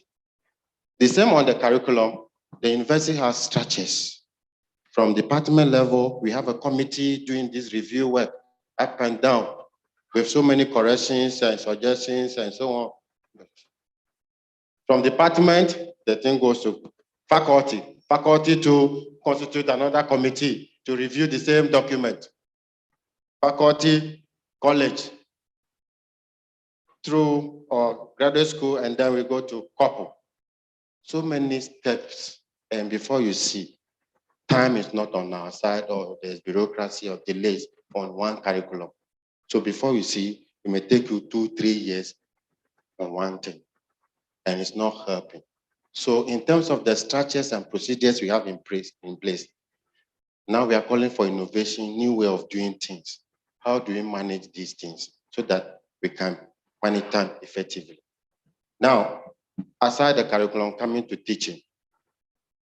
As whether we adopt their teaching strategies and so on, they are very strict. If the program is taking 30 students to be able to manage the class like that, there's no way they will take more than 30 students to achieve the result. But we are in an environment whereby we know we need 30 students to achieve, but you'll be forced to take 300 students. So managing this situation to achieve the intended outcome, we need to have a new way about it. Thank you. So let's hear your suggestion first. I think I like this forum because we have run these programs different phases, many years.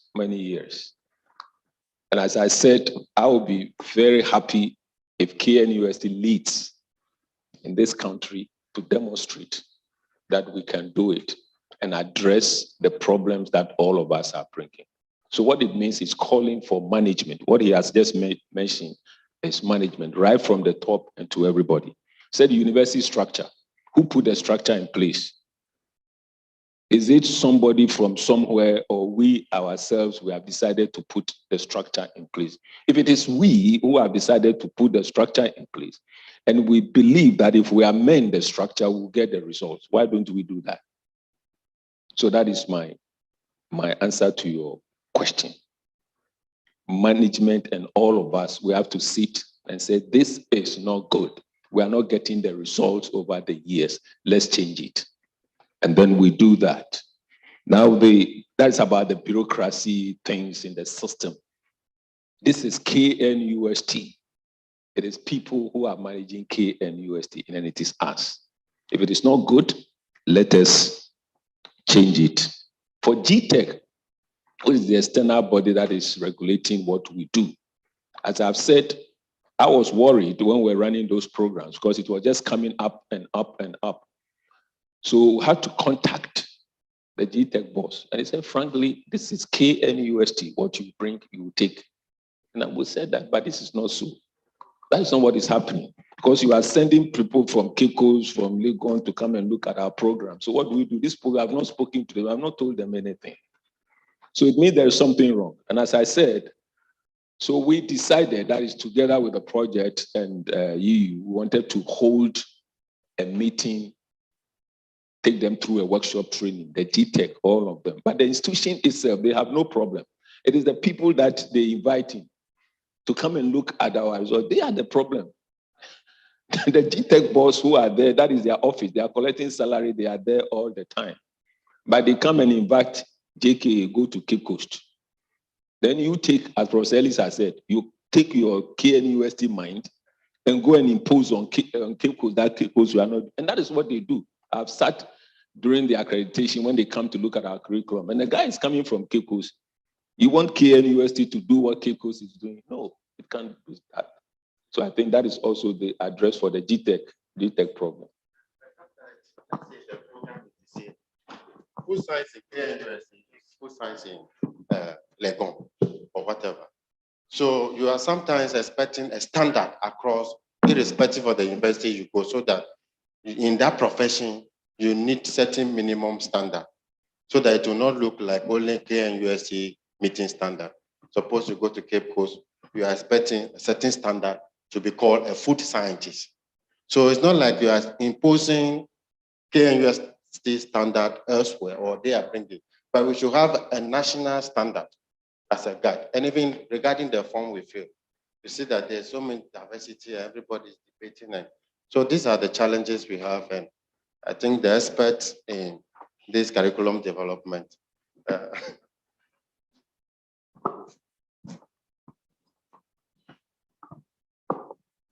All right, thank you. May I add something small? When you go to other countries, for example, in the US, they have just one body that administers higher education programs.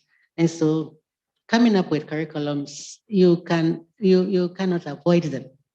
So they have some specifications that they give.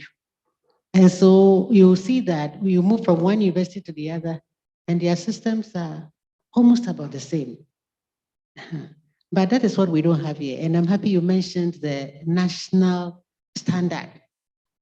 Sometimes I think that GTech is supposed to upgrade themselves to that and have a national standard for all universities. There may be very few differences, but the fundamental standard must be there.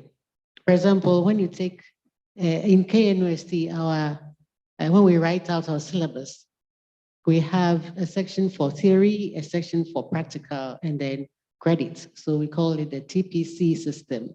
And that is what is done in the US also. And so when you take our syllabus and you go through, you understand every bit of what the student has to go through. You go to Legon, it's totally different. It's not like that.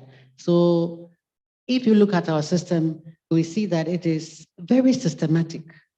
And anybody reads and they don't have questions. But for this, Legon, you read and you see so many gaps.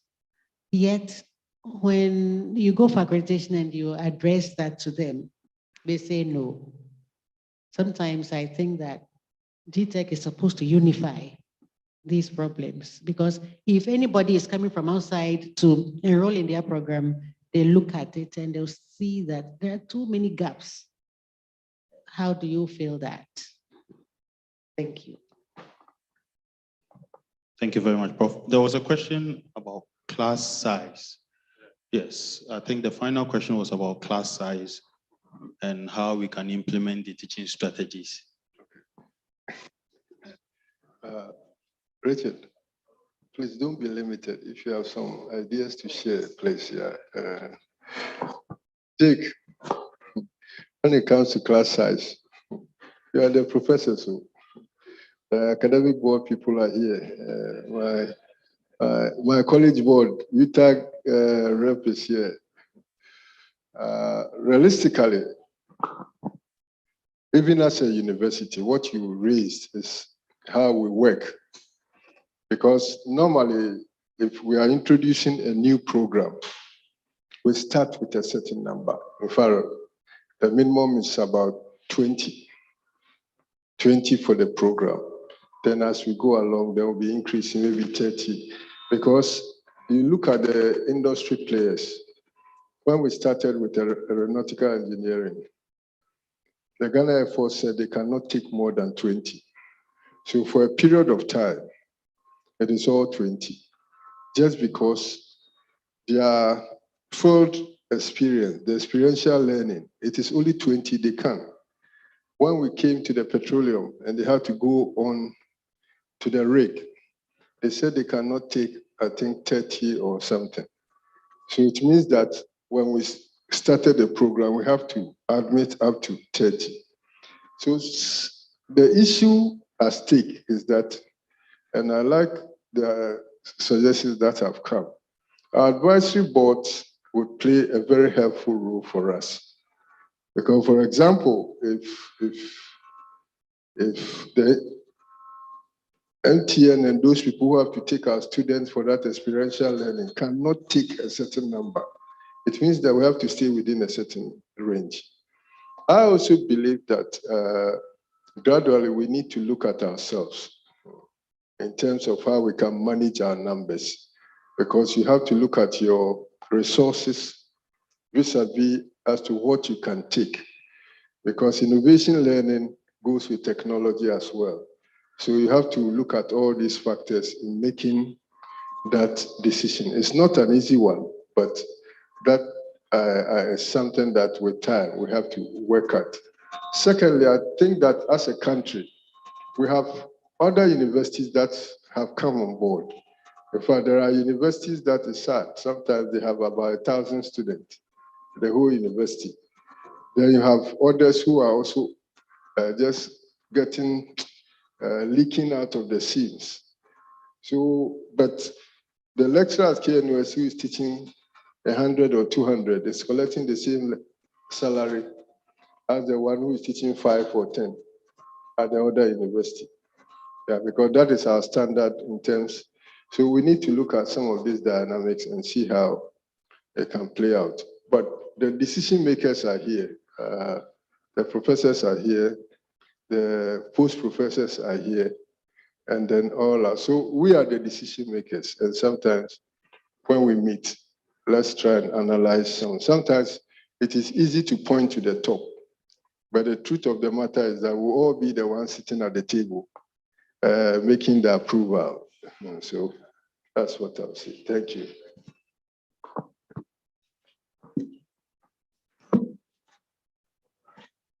Thank you very much. Thank you, Professor Drew. Thank you, Richard, and thank you, Professor Ellis, for the presentation.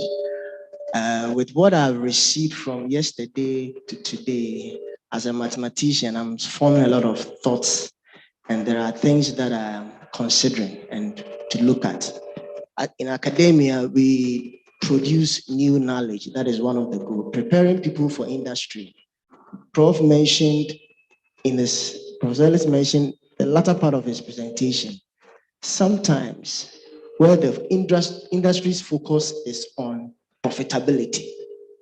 And you know that it's not every research that may look so profitable. And even up to now, as a mathematician, there are some mathematical concepts that were developed in the 18th century, and they are now seeing the application of that. For example, the Riemann hypothesis, where we know the distribution of prime numbers in helping in cryptography. The application came years after, but the knowledge has been generated. So looking at preparing students for the industry with the perspective where academia, the other aspect is generating new knowledge. How do we ensure that as we prepare students for the industry, we still don't lose sight of the fact that we are in to produce new knowledge, some which may not look so applicable now, but may be applicable in some years to come. That is what my thought formation is going through. Good.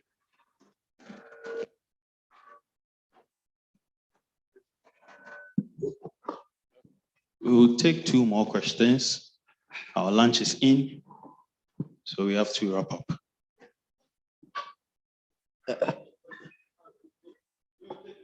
Thank you very much. Following up on Prof. Jake's question on the curriculum, we know that the product that will go out of the university from here is mainly the product of the curriculum. And so the question I'm asking myself is that we are talking about industry that is, developing, innovating on a very fast pace. And at the same time, we know that every 4 years we need to, redo our curriculum, which means that there's a gap. So how do we develop our curriculum in an innovative, adaptive, manner, so that we don't wait till the 4 years? And we have to also be mindful of the constraints of GTech, because when they approve something for you, they expect that that's what we are using. But within that, this scenario where we have an industry growing very fast, innovating, almost, on an exponential basis in recent times, and then also a curriculum that has to be only changed in 4 years. How do we, make our curriculum a living document, adaptive as times are changing? How do we take on board the changes required of industry at the same time? And we don't wait until 4 years, produce students who are not fit for the industry. How do we make that happen? Develop a living, adaptive curriculum that will produce students that are not out of place in the industrial space. Thank you. Okay. Can we please make our questions very brief? Yeah, thank you very much. Prof. Ellis, I think you mentioned the impact building. And you said it was designed by students from the scratch. Yeah, from a layman point of view, from outside, I see the building to be very beautiful, very nice, the painting and other things. However, because I've not entered, I don't know about the functionality of that building. So I want to know, what is the innovation? Is it the same as any ordinary building, or when you stand outside, it looks very nice? Because there's buildings that have looked very nice from the outside, but when you enter, it gives a lot of stress. Sometimes without 24/7 fan, or electricity, or air conditioning, you can't live in that building. Yet, from outside, it looks very nice. So I want to know, when they designed it, when they were defending, what was the innovation what was the new? Is it the same as any other building, or there's some functionality in there that makes it innovative? Thank you very much. I'll take a question from our college librarian. His hand has been up for a long time.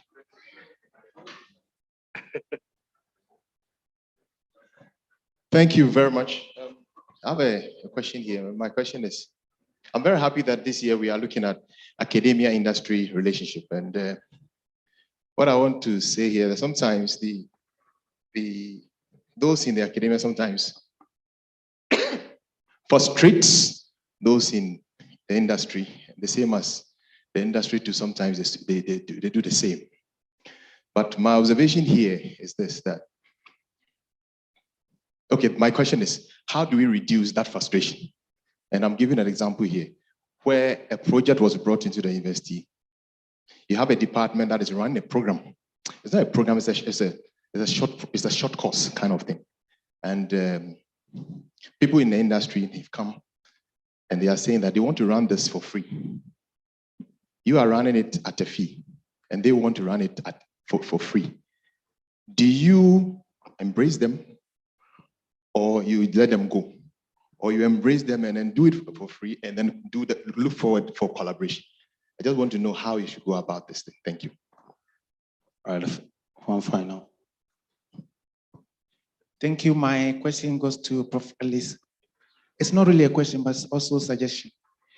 Regarding when UITs organize some of these technological programs for us to take the opportunity to be part of it. But what I observe is that sometimes, or most of the time, the program is designed rigidly. They pick just one time, maybe 1 p.m. to 2 p.m. Just that is all. Meanwhile, we all have different activities. 1 p.m. may not be fine for me. So if the program is very beneficial for us, then I think it can run through the whole week. If Monday is not favorable for me, then I can join it on what? On Tuesday or somewhere else. Secondly, in terms of class, Prof, you spoke about diversity and inclusion. But sometimes in College of Science here, for instance, G70 cannot take about 200 students. When you pack 200 students there, you go there, you want to walk through to include everybody, but you see that you are stacked at the front. Somebody is behind holding his phone or her phone. You have to call the person that, please drop your phone. But if the classroom is bigger enough and they walk through, you can tap the person, drop your phone. Then you include everybody. So what I am thinking that, or suggestion I'm thinking that we can use is that, for instance, University of Ghana, sometimes some classes start at 6 o'clock. Some classes end at 8 p.m. So if we can think about this, I think we will have some of the bigger venues for the larger classes to use. Thank you. Thank you very much. I think because of time, all the other questions we can discuss over lunch. So we will allow our resource persons to address the questions that will come up. Okay, I think I'll just take the first one. The point is, we exist for profit. We must churn out profits to or dividends to our shareholders. So as for relevance, you can take it out. We can solve every problem. The part we can solve is what is relevant to us. Okay, so those needs assessment and all of that, there are some certain projects that we can do together, and then the others, government is supposed to invest and also do that. Aside that, there are some monies, for instance, within the telco sector, there's some monies that we give government to promote certain national projects, like rural telephony. We give 1% of our revenue to GIFEC. It's an investment fund, and then another 1% to NCA. Okay, so these funds are also available, and we are looking for solutions as to how to, for instance, digitize the rural areas, how to take the telephony services to those places. It's something that academia can take interest in and find solutions, how we can, without power, without electricity and all those things, how do they still get access to digital solutions? So the long and short of it is that it must be relevant. It must serve mutual interest. Okay, thank you. Okay, thank you very much. I will take some of the questions. Some of them are comments, but the first one I want to look at is new knowledge. Yes, we are here to produce new knowledge, and we do. But when it comes to industry, I think they also rely on new knowledge, ideas. Businesses rely on ideas that are new. Companies grow on ideas. They cannot continue to stay on old ideas, because otherwise they'll move into business, what we call into the Red Sea. Every time, every business wants to be in the blue sea, no competitor. So when somebody starts a business, more people are coming in, he moves into another level and he moves into the blue sea. So how do you move into the blue sea? You need ideas, and those ideas are coming from the university. I understand what you're saying, that an idea can come that will now be operational in several years from now. We are not stopping that. But what we are doing this summer school is trying to do is that how do we partner with industry? We don't want to leave the other idea that you are talking about. It's also part of the whole thing. So that is my contribution. But for GTech, I think we have talked about GTech for quite some time. And I said that GTech as an institution, they respect our position as a university. It is the composition of the people who come here, who come to do the assessment. They are the ones who try to impose. This is what the boss told me directly when I met him. I engage on that, and you'll be surprised that the boss people who work at GTech, they came from KNUST here. They understand most of the things here. So that is about GTech, but we should continue to engage them. And as we say, we are a university. We are solving national problems. We must continue to look at that. So it's engagement. I would suggest that to that. Collaboration, free industry coming, want to run a program, free university wants money. I think this issue is merely also engagement, understanding. They want to do it for free. We also want money for short courses. We need to collaborate. That is what I'm saying. Maybe my colleagues will have something to say about that. The IT program on the same issue, running an IT program at a particular time because we are so much engaged and so forth and so forth. Let's continue to engage those who are running the programs so they can change. The summer school have changed. It never used to be organized this way. We used to be at one place, but over the years, it's now been decentralized so everybody can get. So it's all about engagement and engagement. And class size, we have talked about that.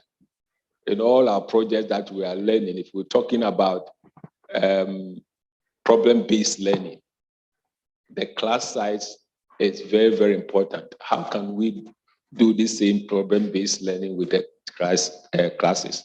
And so we're talking about the hybrid system. A lot of e-learning, we bring e-technology, Professor Ellis has presented, and then face-to-face. Let's become very innovative on this. We don't rule out the class sizes, and let management sit down and look at it critically. What do we do with the large classes? I think, in my own opinion, there are several ways of making money. The IGF, Internal Generated Fund, which is coming from large classes, so many programs. The lecturers are getting tired. They are getting fatigued. There are several ways of making money. It is not only through that. But at the same time, we have to address the national a problem. More people are coming in. I can tell you in the next 10 years with this free education, if we continue, KNUST will be over 150,000 people because we need to absorb them. Either the government creates more universities or asks the university to increase enrollment. We cannot allow people who are coming out just to be roaming about. There is something that we have to do as a university. So for large classes, yes, we have to look at this as a management and as a people. Some people are suggesting that, well, KNUST, we are old, we are 70 years.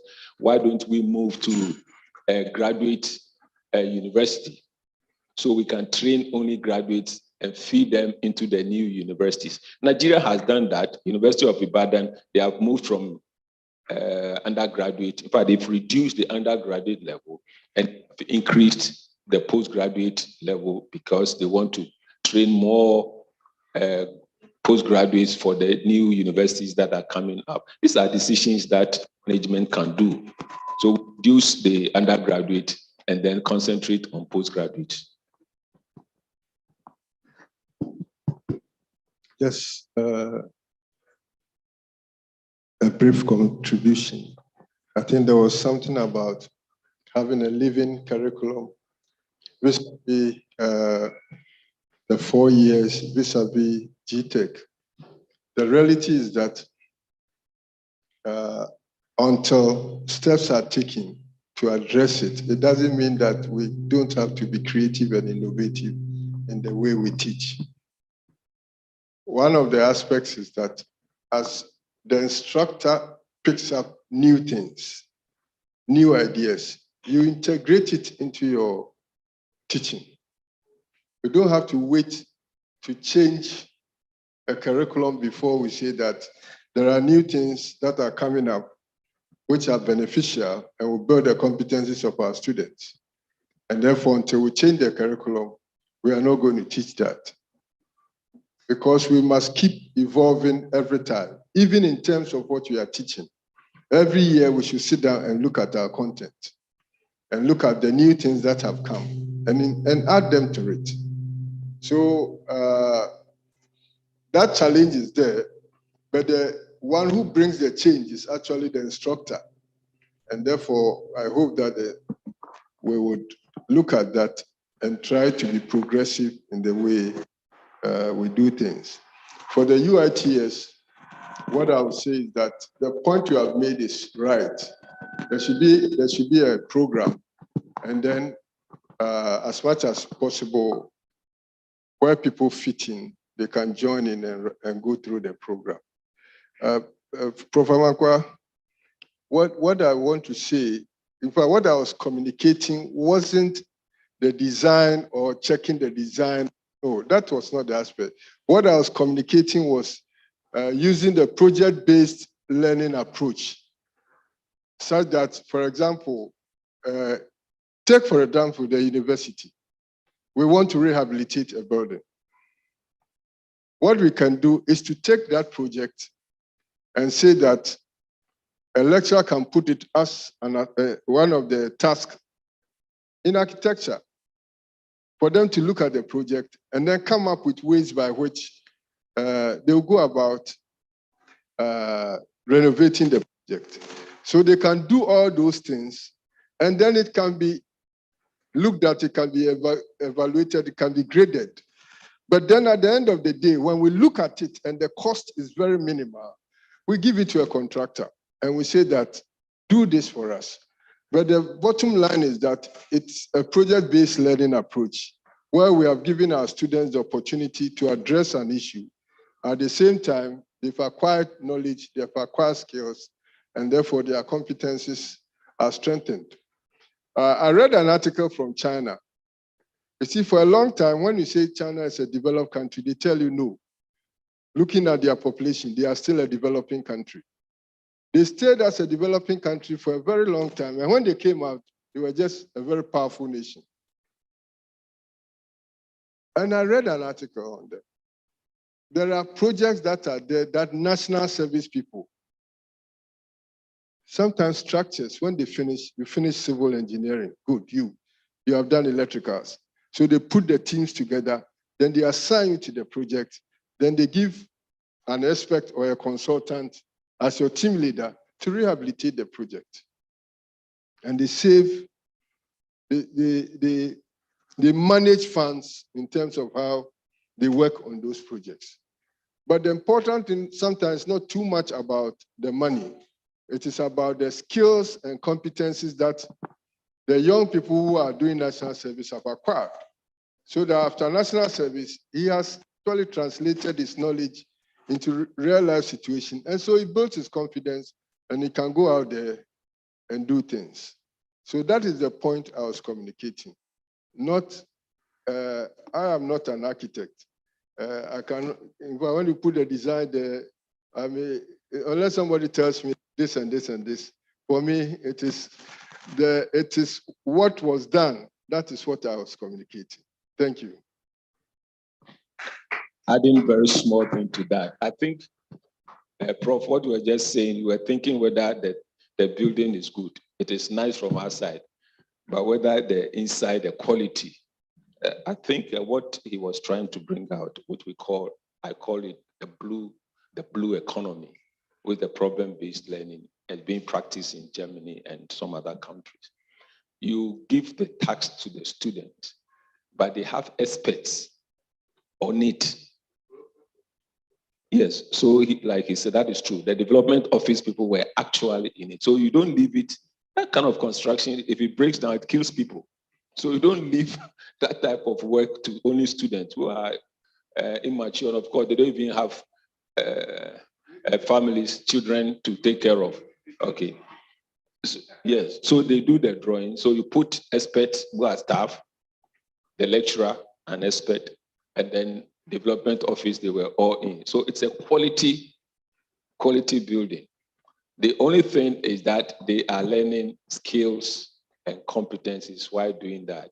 But I just have said that kind of project, if you bring it into our curriculum design and learning, the university will have to take a decision.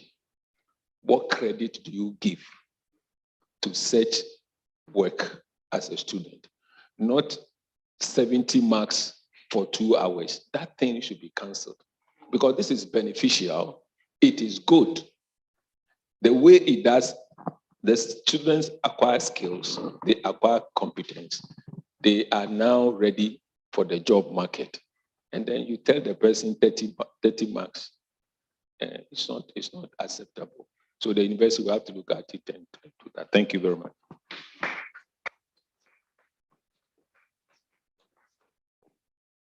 Thank you very much. I believe that we've all had an insightful day and we have a lot to think about and to practice. We'd like to thank our speakers. We really appreciate everything you've told us and we hope to be able to put it into practice. Before we leave here, we also like to say thank you to all of you for coming. You have made this program a success and we are very grateful. We'd like to call Professor Jacob Agbenhonovi to give us some announcements. Thank you very much, Madam MC. Okay, yes. I just feel like making a comment. Yes.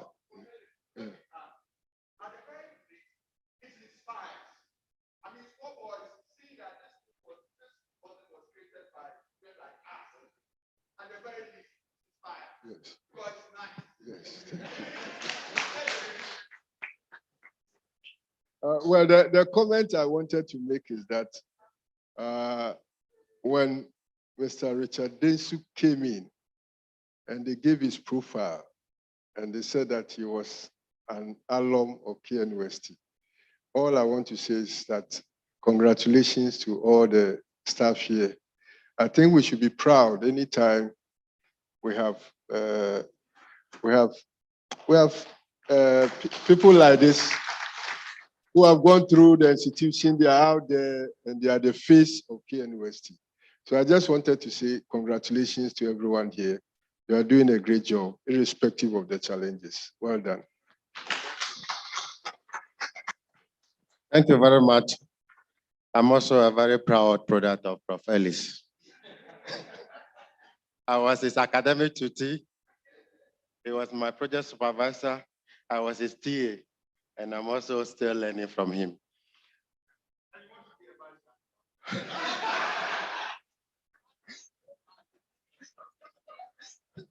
We have not gotten there yet.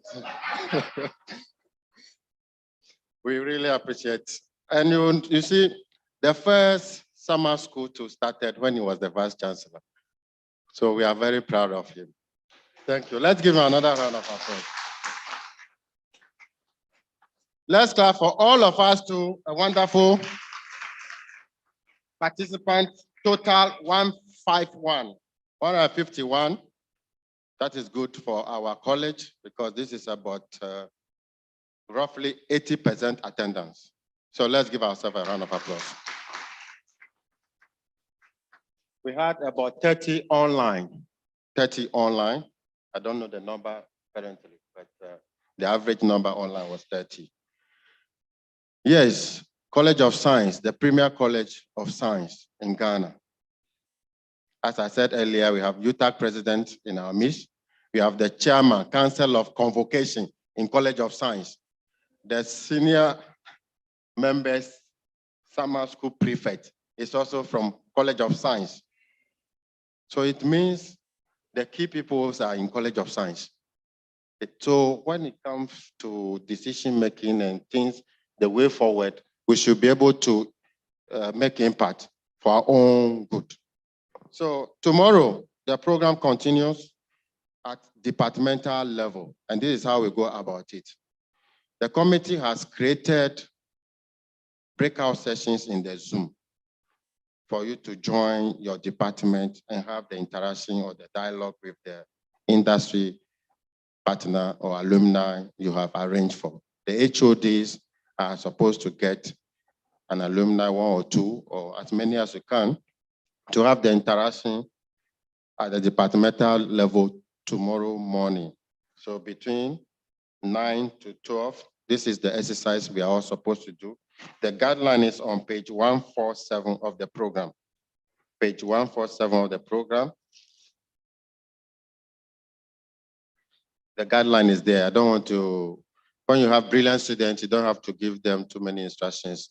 They will follow everything themselves. That is the innovative teaching. So on this note, I'm sure we all follow the guideline there and develop the template and submit. It is understandable that you can't finish everything tomorrow.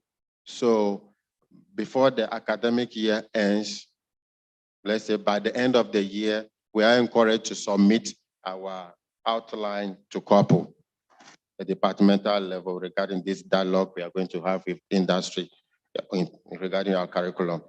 So on this note, all the other information will be shared on the WhatsApp platform. So keep in touch. At this juncture, we will make a presentation to our external resource person. As for the internal ones, we know how we'll do a special one for them. Prof. Ellis and Prof. Odro, we have a different special one for you internally. At the moment, this is for the external. And on behalf of the provost, we have our 2 deans, Prof. Oseakoto and Professor Mrs. Tete, to do the presentation on behalf.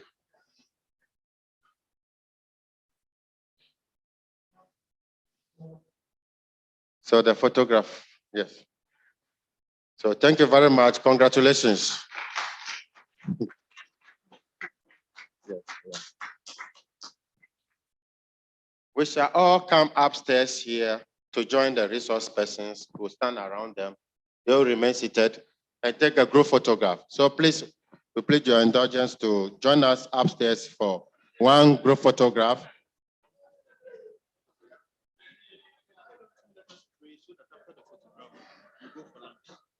When they come here, then we pray and dance. Yeah. So, yeah.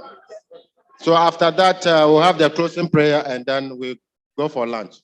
The same venue. Thank you very much. See, you are here, you are posting about... You say what?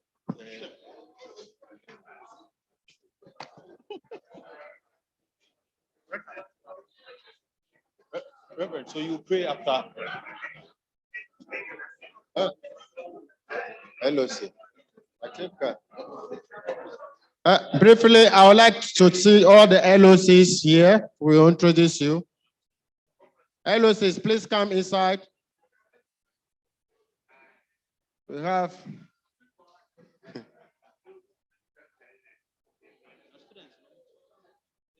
please, everyone present here should join the photograph. We need you for the pictures. There are TAs also here helping, rapporteur and other. They are the feature. Sustainable.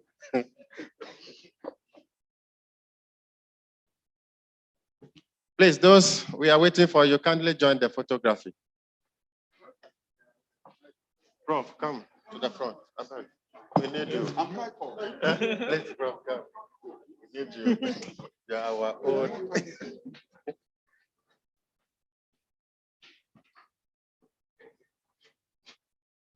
Everyone should.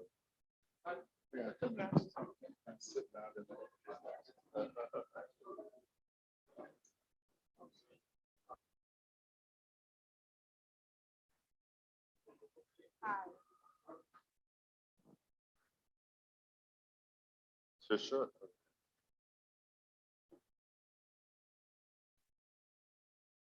I think we should have shown the background of the summer school flyer. Okay, thank you very much. So we wait for the closing prayer. Very Reverend Professor Bitter. Okay, colleagues, we are praying. Heavenly Father, I want to thank you for today's program. We thank you for all that we have learned to help us shape the academic journey of our students, even as we train them from classroom to the workplace. Continue to remind us to be innovative in all that we have learned today. Help us to go out as senior members, senior staff, to dish these things out to your glory so that our university will continue to chalk successes. We ask this through Christ our Lord with thanksgiving. Amen. Thank you so much. Thank you. Lunch is at FF1.